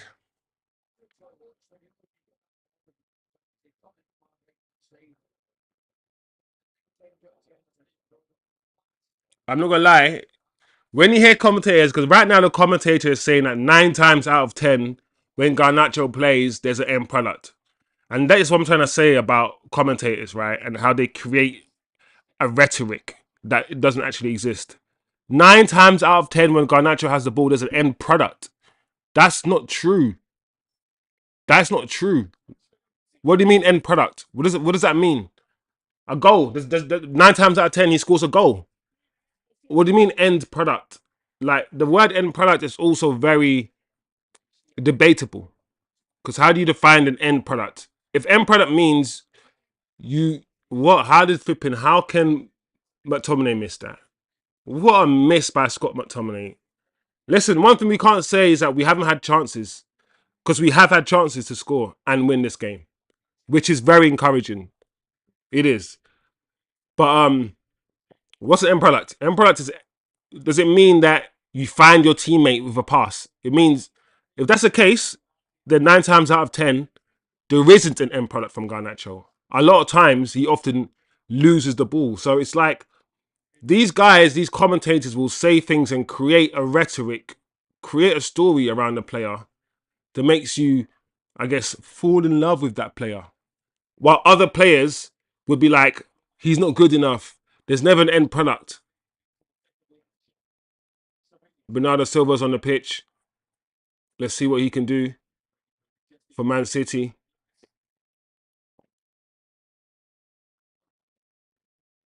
I'm not going to lie, guys. I can't stand the media. I can't stand these elite men that talk football, because all they do is have their bias regarding certain players and talk about who they like and who they don't like. They're never objective, yeah, these guys, these commentators, when it comes to providing commentary. They're always emotional, and they've already chosen who they like and who they don't like, and you can tell when they commentate. That's why a lot of times, guys, I'm not gonna lie to you, when I watch football, I watch it on mute. I don't care about the crowd noise and the crowd cheering. I really don't. And I don't want to be brainwashed by these flipping commentators that just chat shit. Here we go. Garnacho. Well done. Well done, Garnacho.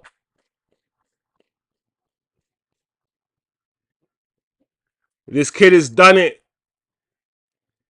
When we're talking about Amad Diallo cementing his spot on the right hand side, Garnacho has now come on and he has now scored. And I know United fans are going to be like, that's why you got to start Garnacho. That's why he's the best.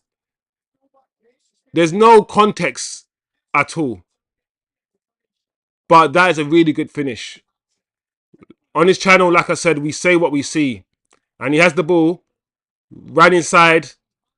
McTominay provided a good overlapping run. And McTominay's run distracted one or two of the defenders and dragged at least one of the defenders away, leaving a nice opening for Garnacho to just glide into on his left foot. And I think he's actually right-footed. So on his left foot, into the bottom corner, is a really well-taken goal. Listen, like I said on this channel, I don't like Garnacho. I really don't as a footballer. I think that he has many deficiencies in his game. He lacks a lot of fundamentals. But on this channel, we have to put that to the side and say that's a really good goal and he's taken it really well. And that is one of the reasons why a lot of United fans have a lot of stock in Garnacho. I get it. It's not my cup of tea, but I get it. I get why people love Garnacho. I really do. And that's why. We saw why. We've seen why. He's not a 90-minute player. He's not somebody who will play well for 90 minutes, which is another reason why I wouldn't start him. But what we saw just now from Garnacho, coming on when the team is tired, using his frantic running and using his energy, when the team is tired, that's really good. Listen, for me, Garnacho's best season was not the season just gone, was the season before that, when we used him as a sub and we brought him on the field when the team was tired and we told him to go and attack. That was Garnacho's best season. The season just gone, when he started most games, we saw that this guy is not really good enough to start week in, week out. He isn't. He's not a 90-minute player, Garnacho. So I want us to be able to see what we saw, be happy that he scored, be excited that he scored, praise him for the finish and praise him for his movement, and also understand that happened because Man City are tired. That happened because he's fresh. That happened because we brought him on as a sub. And when we've seen him start games, he's not it. Let's not now, because he scored, be like, he should start every game. No, listen, we had Darren Fletcher's, we had John O'Shea's, we had Ji-Sung Park, we had many players who were squad players who we rotated, who we brought on last 15 minutes as substitutes and won games. It didn't mean we started them the next game. It just meant that we found a place for them, an impact sub. Imagine being the best impact sub. Why not? So it is what it is. I'm glad that Garnacho scored. I really am. But I think the media propaganda behind Garnacho is another reason why I don't like it. And the fact that it's all the little kids now all want Garnacho shirts, all want to be Garnacho. And I'm like, ugh, give me a break. But it is what it is. I'm just an older fan. I've seen proper ballers at United. So to see all the love for Garnacho, it just makes me feel, ugh, really? It is what it is. It is what it is, guys. But yeah. I mean, like I said, Ole Gunnar Solskjaer is a perfect example of a footballer that came on as a sub and changed the game. But nobody was saying that we should start Ole Gunnar Solskjaer. And that's the kind of mentality that I have towards Garnacho. What we saw today, him coming on with 20 minutes to go, is his sweet spot. That's how we should use him this season. Simple as that. I'm not going to allow the goal that he scored to gas me up and make me say, let's start. Let's start the guy. Because we started the guy last season and we finished 8th. So, just a bit of context, really. 4 minutes left on the clock.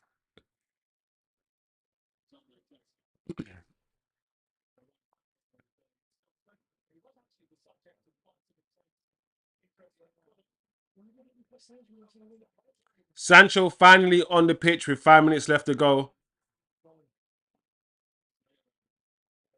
He's come on for Rashford.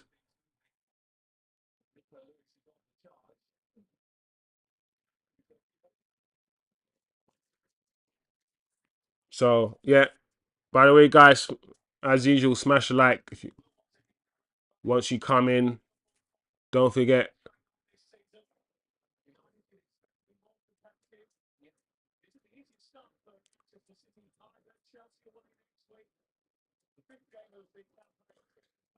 This will definitely fill United players with confidence.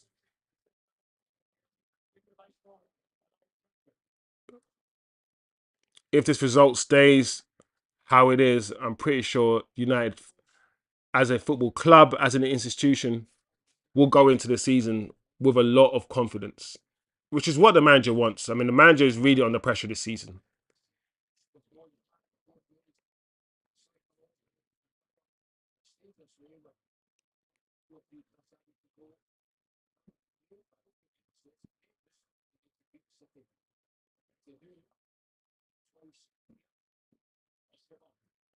Oscar Bob.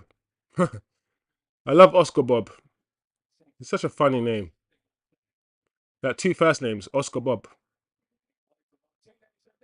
There you go, 1-1. Bernardo Silva. There you go. 1-1. Easy goal. A little dink into the box. Bernardo Silva, I think, ran off Dalot. Was it Dalot he ran off or Palestri?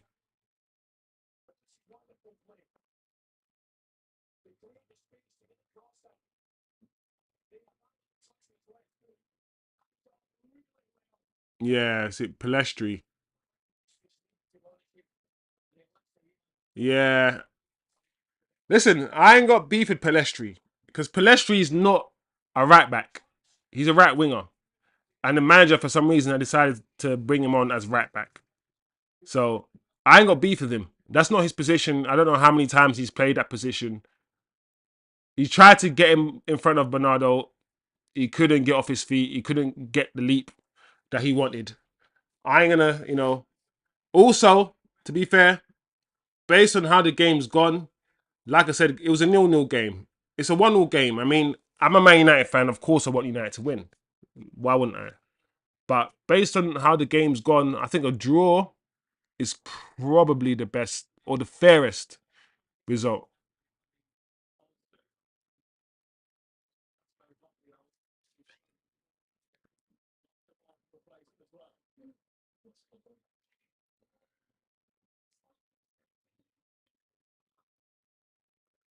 Do you know what? It's such an easy goal.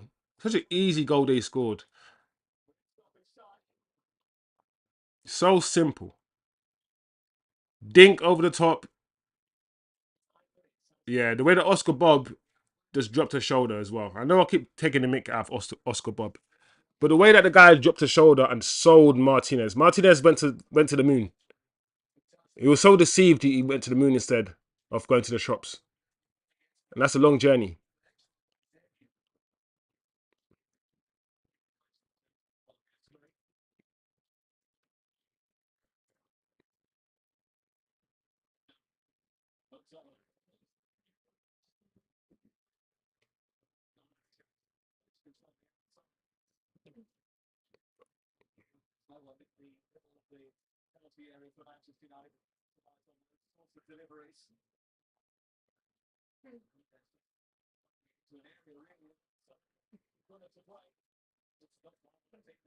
Oh, Pelestri, you got to do better than that, Pelestri. Come on.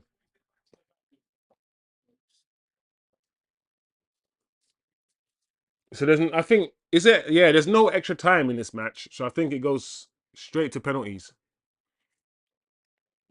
I believe.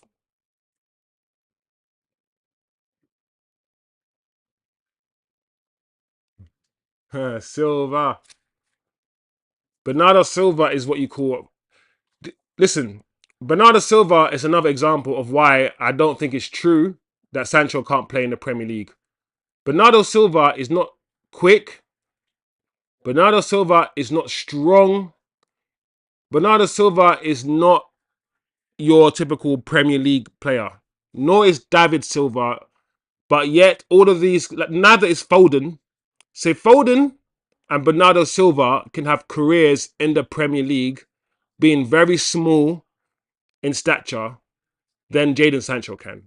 It's not nothing to do with the Premier League. It's to do with how your team plays football. I honestly think so.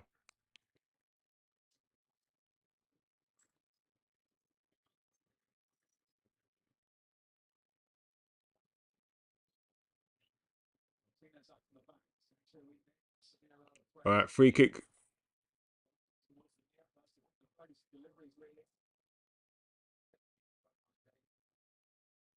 Okay. I hope the manager. I can only hope the manager is seeing or making the same conclusions to this game as we are.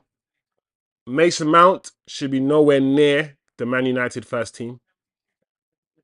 Maybe in away games when we need runners, you play Mason Mount. But other than that, he offers nothing. Stop playing Bruno Fernandes as a false nine. Casemiro has played well today. Very well today. Probably our best midfielder on the pitch. Garnacho, for me, should be brought in as a sub in games, last 20 minutes for someone like Amad Diallo. And have him battle Ahmad on the right hand side.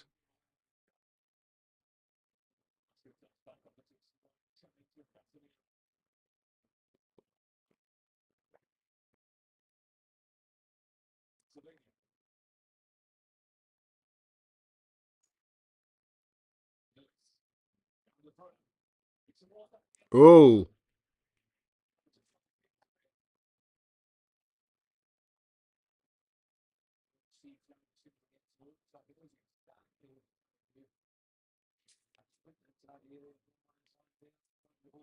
yeah.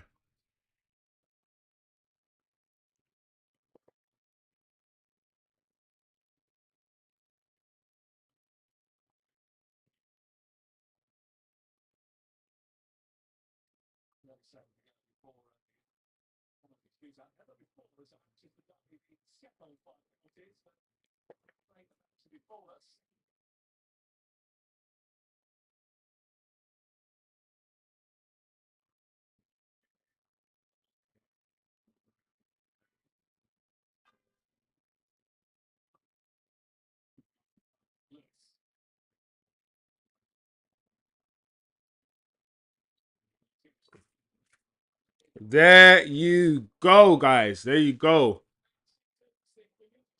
1-1, which is probably a fair result given how the game has unfolded, given the fact that both Man City and Man United, in the end, even though the game wasn't the best game, in the end, both teams managed to create one or two opportunities and one or two clear opportunities to score. In the end, it was only 1-1. It could have been 2-2. It could have been 3-3. Man City hit the post. Rashford also hit the post. Scott McTominay should have scored. Man City should have scored. So 1-1 on the balance of the game is probably a fair result if we're going to be honest, right, guys? If we're going to be truthful about the game that we just saw. We expected City to have most of the possession, have most of the ball, and that's what we saw. However, Man United in moments, in certain parts of the game, 10 minutes here, 5 minutes there, we had decent possession. On the ball, we're still not good enough, and the manager didn't really start the type of players that you'd think would be able to keep the ball. That's not the kind of football the manager has played in the season before. The type of football he played was more a transition-based, counter-attacking based football, which means the likes of Bruno, Rashford, Garnacho, and those sort of players, they're not interested in rotating the ball, keeping the ball, cutting it back. You know, they just want to just get the ball and run. Get the ball and run. Bruno wants to get the ball and pass it forward and force it and force it. And that's all good until you keep doing that and you keep losing the ball and you keep putting yourself under pressure. We need to find the balance now of players who want to play on the front foot, players who want to pass it forward, who want to get the ball and run and try to beat their man, and players who can do that with players who could also keep the ball and know how to keep the ball and also understand with footballing IQ when the pass isn't on, when the pass isn't on, and when to just, you know what? These guys are doubling up on me. There's two defenders here. I'm not going to be able to beat them. Let me just stop and pass the ball back and retain possession. That's what we now need to develop that sort of football. And I don't know if the manager is either interested in playing that football or wants to play the players that do. I'm glad that Ahmad started this game because Ahmad is definitely one of those players who could do both. Sancho's one of those players who can do both. Someone like Rashford is not very good at keeping the ball. He wants to just get the ball and attack. Garnacho is the same. Bruno is the same. So we just need to find now the right balance. I don't know if the manager has the talent ID that we now need to be able to identify the type of players that can play that style, that can keep the ball as well as play on the front foot and do the vertical passes and not just do the whole 5 ways. You know, like Michael Carrick, and we used to hate the fact that Michael Carrick passed the ball sideways. We used to hate it. But the reason why he passed the ball sideways a lot is because a lot of the passes that we wanted him to make, they weren't on. They weren't on, and he'd rather Man United keep the ball rather than lose the ball trying to force a pass that wasn't on. We now need to play that kind of football. My only danger is I don't think the Man United fan base is intelligent enough or patient enough to see that type of football implemented. I know that we got rid of Lou Van Gaal because he played that type of football, and we weren't patient enough to see that type of football come to fruition. So I'm just scared that the fan base isn't cultured enough to understand keeping the ball is the most important thing. But anyway, guys, the penalties have started, and Bruno is up first. Let's go. And Bruno scores. I did not expect anything less from Bruno. Good penalty. Goalkeeper dived the wrong way. I think he's found a way now, Bruno, to score all the time and always go the opposite way. I think he kind of waits to see where the goalkeeper, which is very hard to do. He waits until he sees where the goalkeeper is going to dive, and then he moves his feet in a certain position to, because he doesn't. Once you know where the goalkeeper is trying to dive, you don't need to get the ball directly into the corner. You just need to go the opposite way. Anyway, Bernardo Silva's up next. Saved by Onana. Saved by Andre Onana.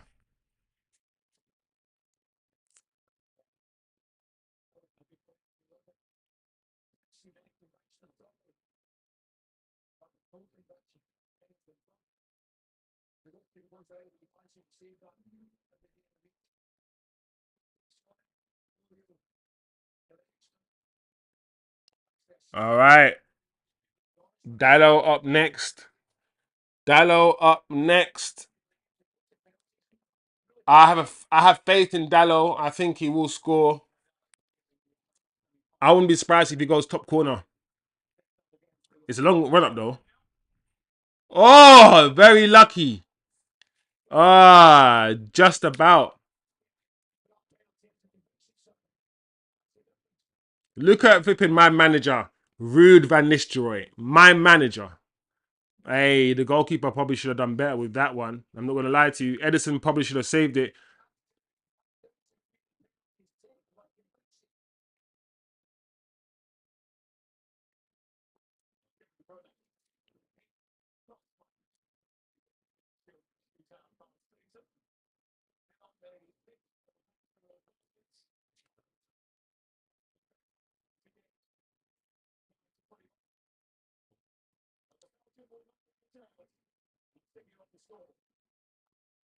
All right, good penalty from Kevin De Bruyne.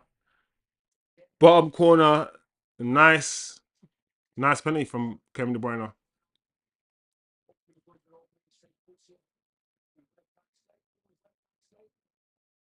Garnacho up next.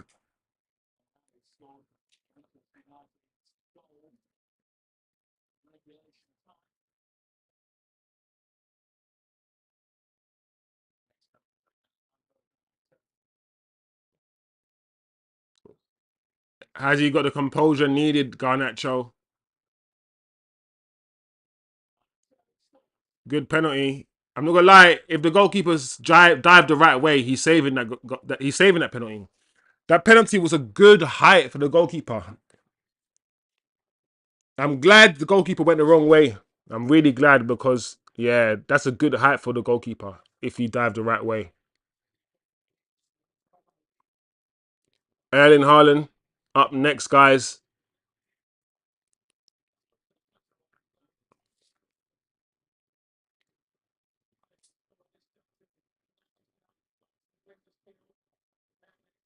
I think this guy will smash it into the bottom corner.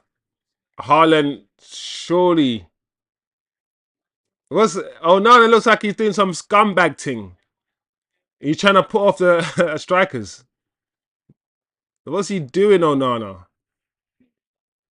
Look at him. He's just taking a mick. Oh my gosh. Ah, Onana's Haaland just smiling. He's trying to look at Onana. What's he doing? What's he doing, man?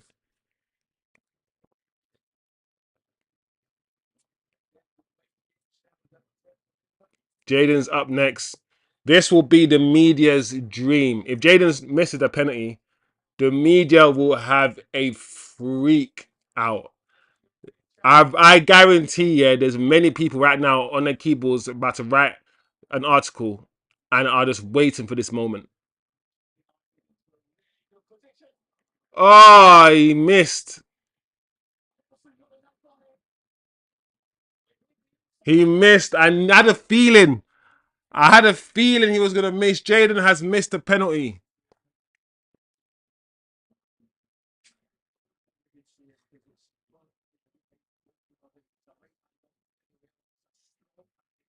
That was a good height for the goalkeeper. It wasn't a good penalty at all.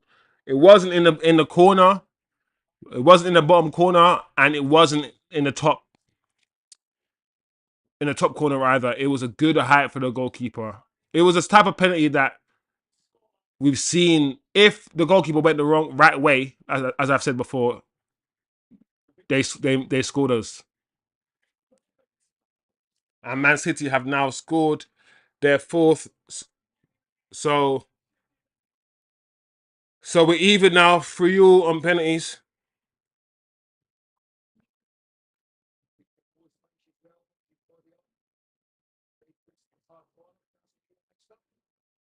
CASEMIRO.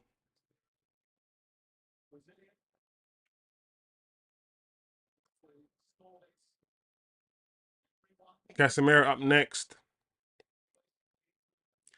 I think CASEMIRO will score.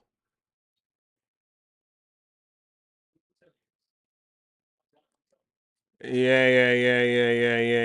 CASEMIRO scores. Good penalty.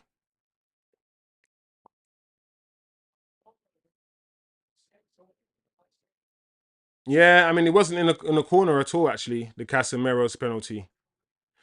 That's what I'm saying about penalties.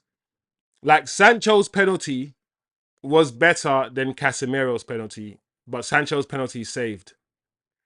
It's about luck sometimes, guys, because CASEMIRO's penalty was almost in the middle. Oh, Edison scores.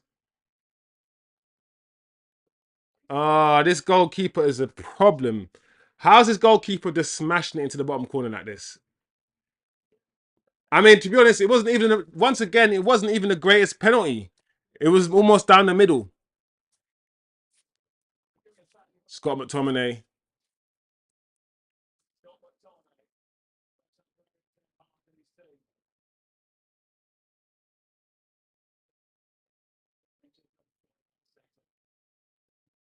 Oh, Scott McTominay has scored.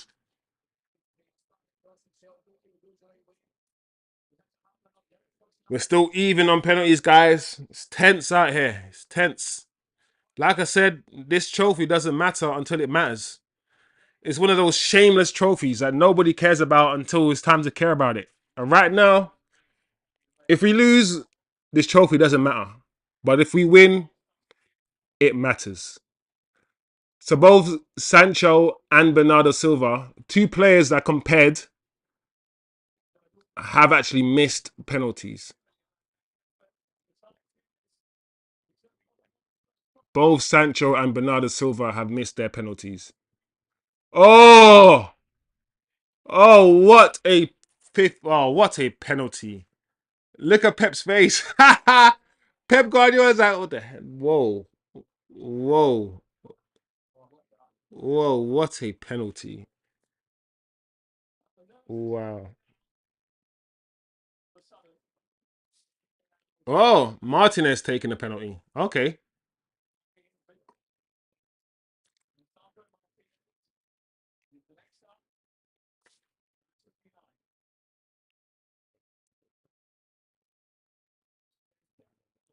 Okay, what's gonna happen there? Oh, smooth. All of these guys are putting Sancho to shame. Sancho and Bernardo Silva to shame. Because those are the only two guys I've missed, and all these defenders are coming up and they're scoring. Look at that flipping goal. Right into the bottom, right into the corner from Martinez. Great penalty.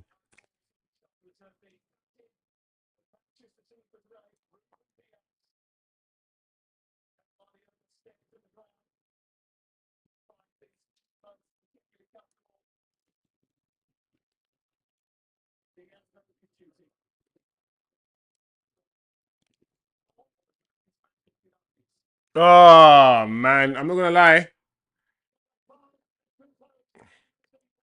Onana seems to be diving early, man. Yeah, Onana dived way too early.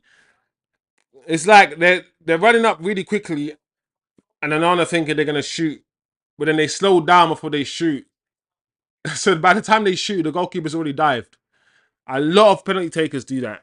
run up very quickly and then slow down right at the last minute, forcing the goalkeeper to dive early and then giving yourself time to then choose the opposite side.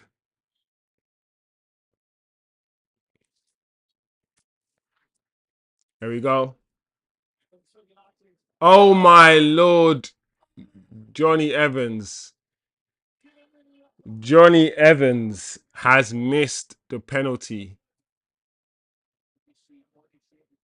Wow. Wow. That was one of the worst. That was such a bad penalty. Oh my gosh. What? Oh my lord. I don't even know what to say. I don't even know. Akanji ain't gonna miss, is he? Oh, Johnny Evans. Johnny Evans. There we go. Akanji to win the game for Man City. Oh! And they've done it. Man City have done it. And Man City have started the season with a trophy, with the Community Shield, Charity Shield, whatever you want to call it. I don't know which one it is right now. Kanji smashes the ball into the roof of the net with the last penalty, and Man City have won on penalties. Listen, penalties is always a coin toss. It's always a coin toss. We don't know who's gonna win penalties. And you know what? On a different day, United would have won on penalties. 2 penalties missed, one from Bernardo Silva, the other by Jadon Sancho on the Man United side. Means that it was sudden death, and as you can see, Evans skied it. Evans fully skied his shot, and his shot was in the middle of the goal, so it wasn't even a good penalty, even if it was on target. And Akanji smashed it into the roof of the net.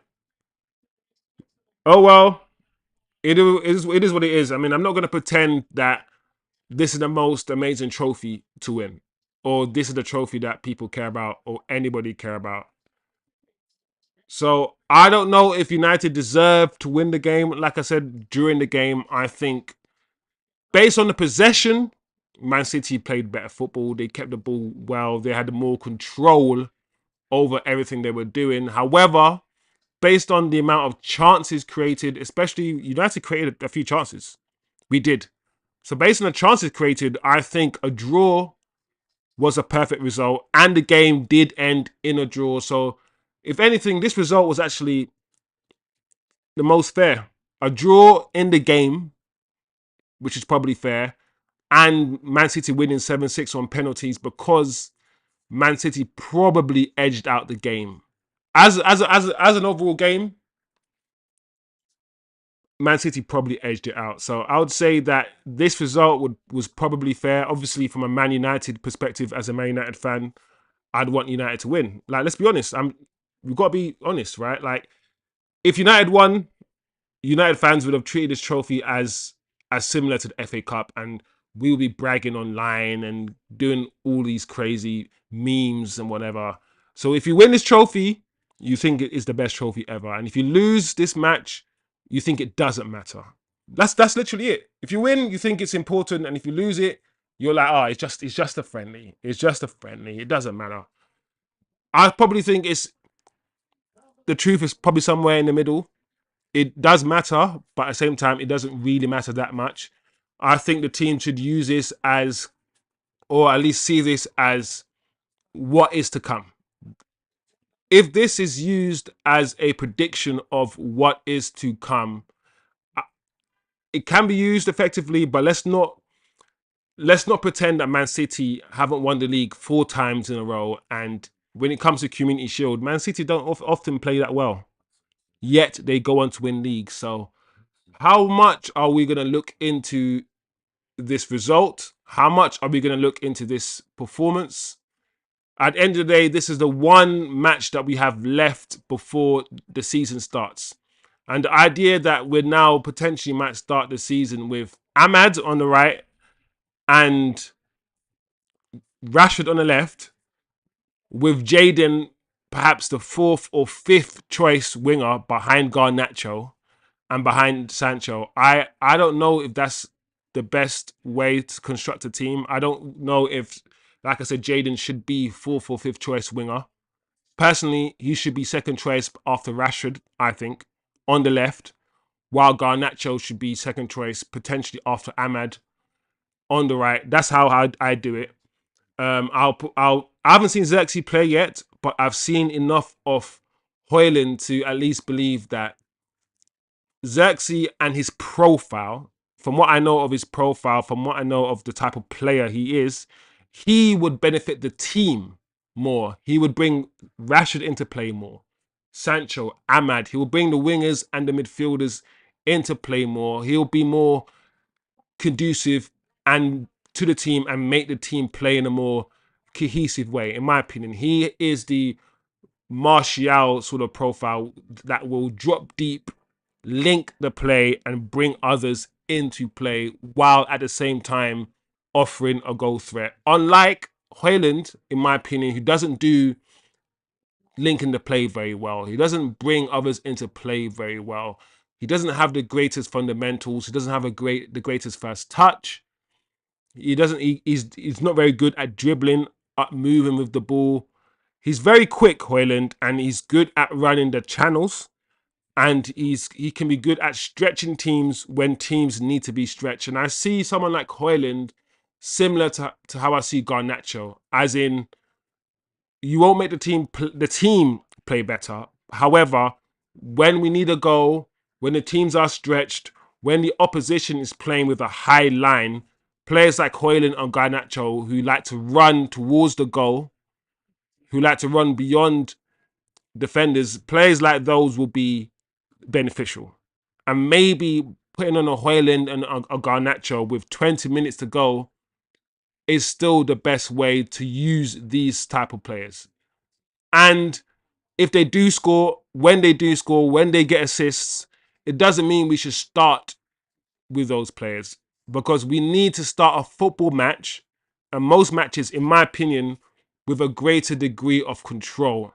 And one thing those players don't give you is control of possession, control of a match. So if we want to settle into the game and control the tempo of the game, we need to probably play with the Amad Diallos, maybe the Kobe Minos, maybe with the Zirkzees and the Sanchos if you want to keep possession. And the Rashards, of course. We need at least one player that does the running. And Rashard can be that player.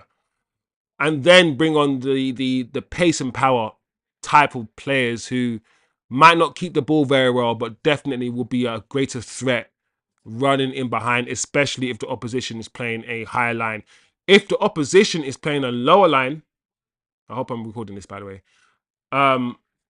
If the opposition is playing a lower line or a back line that is deep and we can't break them down by running in behind, using the Hojlunds and Garnachos, we need to play intelligent footballers who can unlock that defense. That's what we need to play. And that's where the Amad Diallos, Sanchos, and other players come into play. So I hope that we will have a squad deep enough now, especially attacking players, where the manager, I pray the manager now makes more intelligent decisions in terms of the personnel and in terms of how we're going to play football.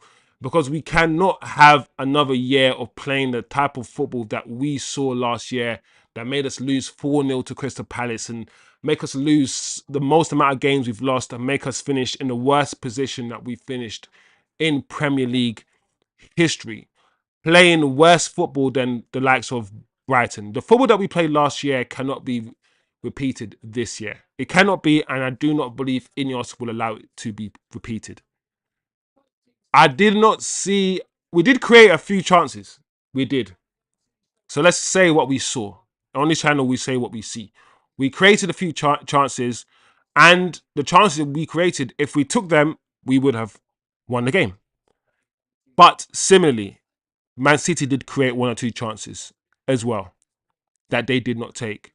I think out of position, we were very solid We ran back, we tracked back, we were very robust out of position.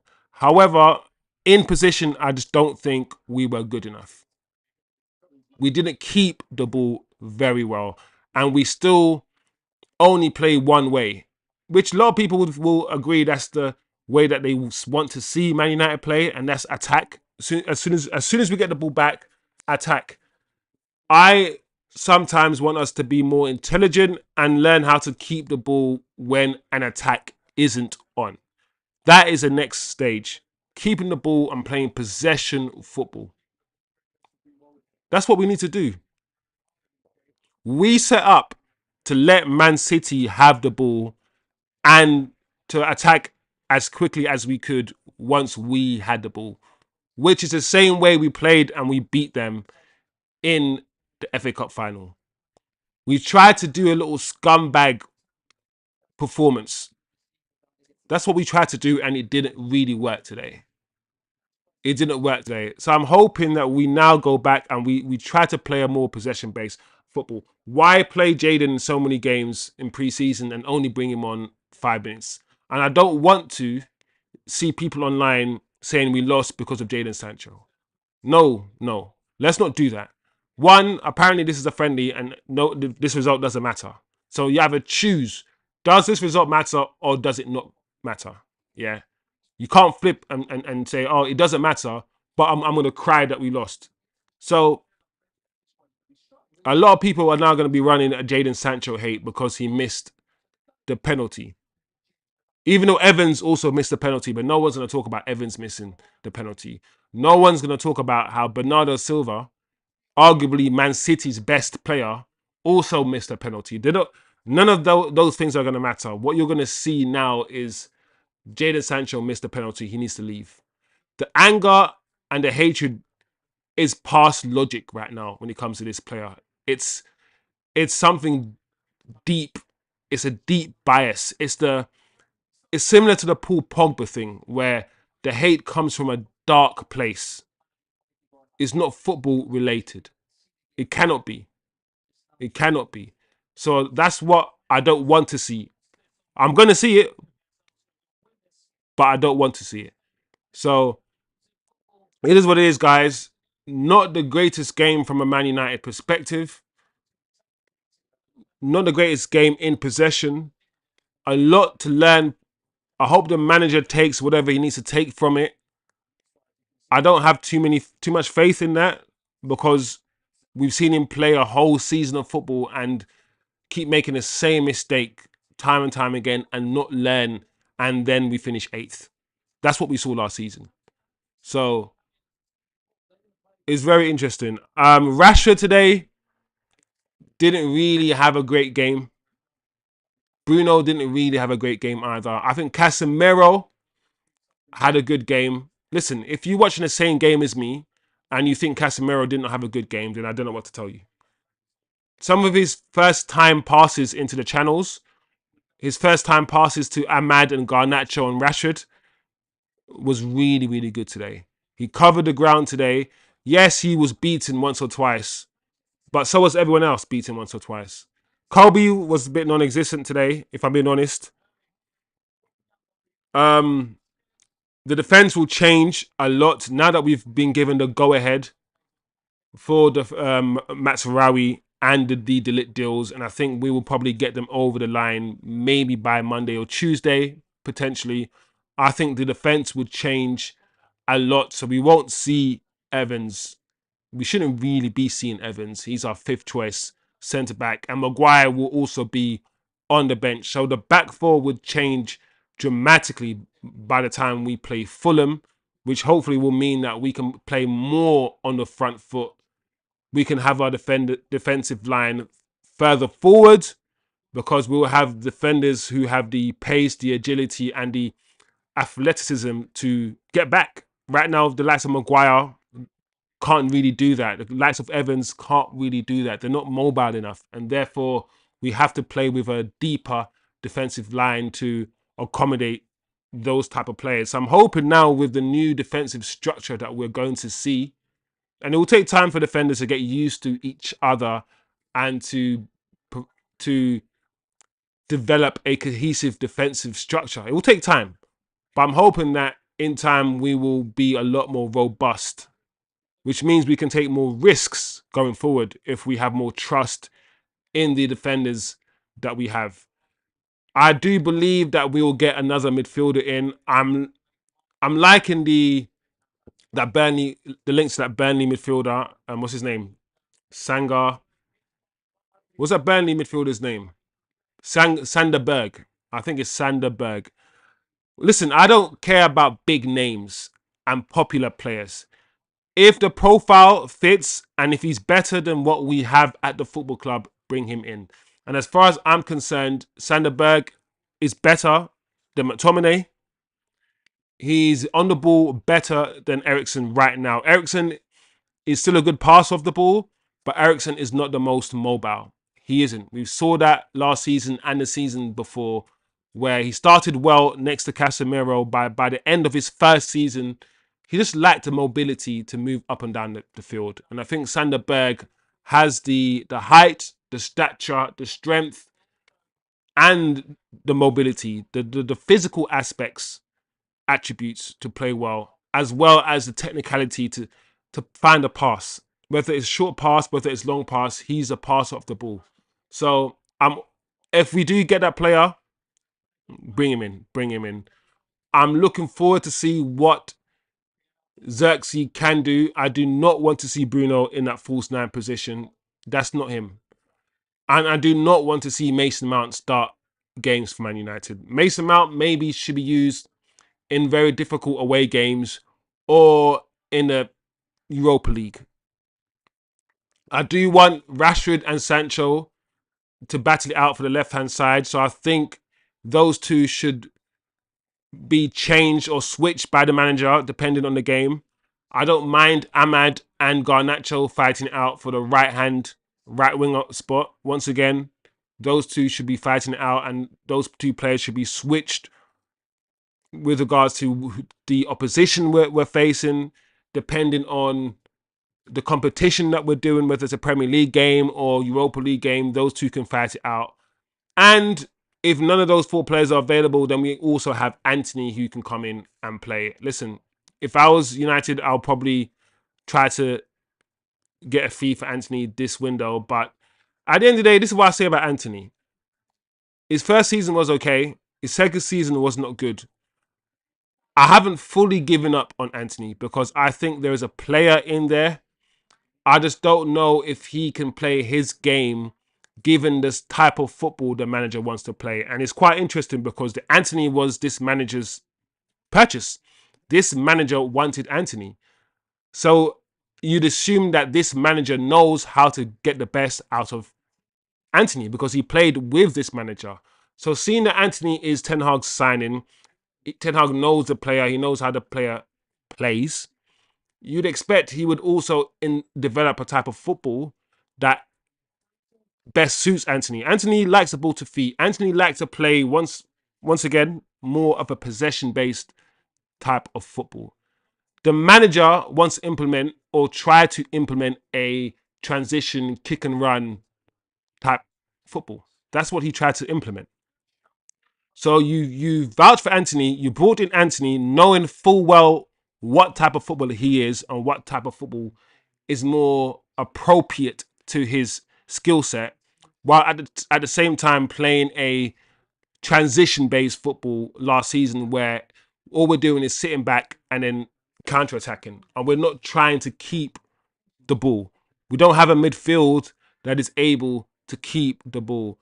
So it's just like there's no cohesion in what we're trying to do and the players that we're playing. So, and I hope this season we get that. I hope this season we'll get that. We lost the game today, even though the game ended 1-0. We lost the game on penalties. Penalties are anything. You can either win a penalty or lose a penalty. And I didn't even expect Jadon Sancho to take a penalty. I didn't expect him to take a penalty. But let's not, like I said, act like Evans didn't also miss. And let's not act like Bernardo Silva didn't miss. Let's not act like this is the most important trophy that we have to fight for. Let's not do that. And let's not blame players or attack players for missing penalties after they've been on the pitch for 10 minutes. Like, let's not get emotional and get angry and let our feelings crowd the objective reality that we're seeing with our eyes. Yeah, let's not do that. So, guys, let me know. Comment below, what did you think of the game? What conclusions are you taking from the game? Let's not take and use isolated moments like just a penalty miss as something that means something. Let's not take one isolated moment and apply that retrospectively and generalize certain things based on one moment. Similarly, you're not going to call Bernardo Silva rubbish after missing that penalty. And you're not going to say Man City should sell Bernardo Silva after missing that penalty. You're not going to do that. So let's keep it 100. All right. Scoring a penalty, yeah, doesn't make you a good footballer. I've seen some of the shit footballers score penalties. Likewise, missing a penalty does not make you a rubbish footballer either. I've seen Rashford miss penalties. I've seen Bruno miss penalties. I've seen Cristiano Ronaldo miss penalties. And I've seen Lionel Messi, Ronaldinho. I've seen some of the best footballers in the world miss penalties. So it's kind of sad that I know Jaden will be trending or something along them lines. I know it. So on this channel, we're not dumb. We keep it moving and we use our brains. And we do a lot of critical thinking. Like I keep saying, say what we see, not how we feel. At the end of the day, this match here does not go to penalties if Rashford scores. This match doesn't go to penalty if Mason Mount got to Ahmad's pass. Like, this match doesn't go to penalties if those chances were scored. And none of you guys are going to be talking about, oh my God, oh, let's attack these players for missing these chances. So let's not do that. Let's not, guys. Like, we could have won the game in 90 minutes. We could have. And so could have Man City. So, yeah, let's just cut the bias out and just say what we see, guys, not how we feel. Too many men want to say they're not emotional. And when it comes to football, they are the most emotional. They are so emotional, and yet they call women emotional. It's pathetic. So, yeah, it is what it is, guys. What can we take from this game? What can we take from this game? If anything, how optimistic are you guys with the season ahead? Like, Man United tried to rob and tried to scumbag a win today. Man City came to play and we came to crowd the midfield with Mason Mount and Bruno, Kobe Manu, and CASEMIRO with no striker. We didn't play with no striker. We could have, and we didn't. And that's the manager. How much faith do you have in the manager once he's been given these players? How much faith do you have in him to construct a team that's able to finish in the top four? Because me, personally, top four has to be the minimum that this manager achieves. We let him get away with finishing 8th and we let him keep his job. But that was a disgrace. That was a disgrace. With the players that he has, it's a disgrace.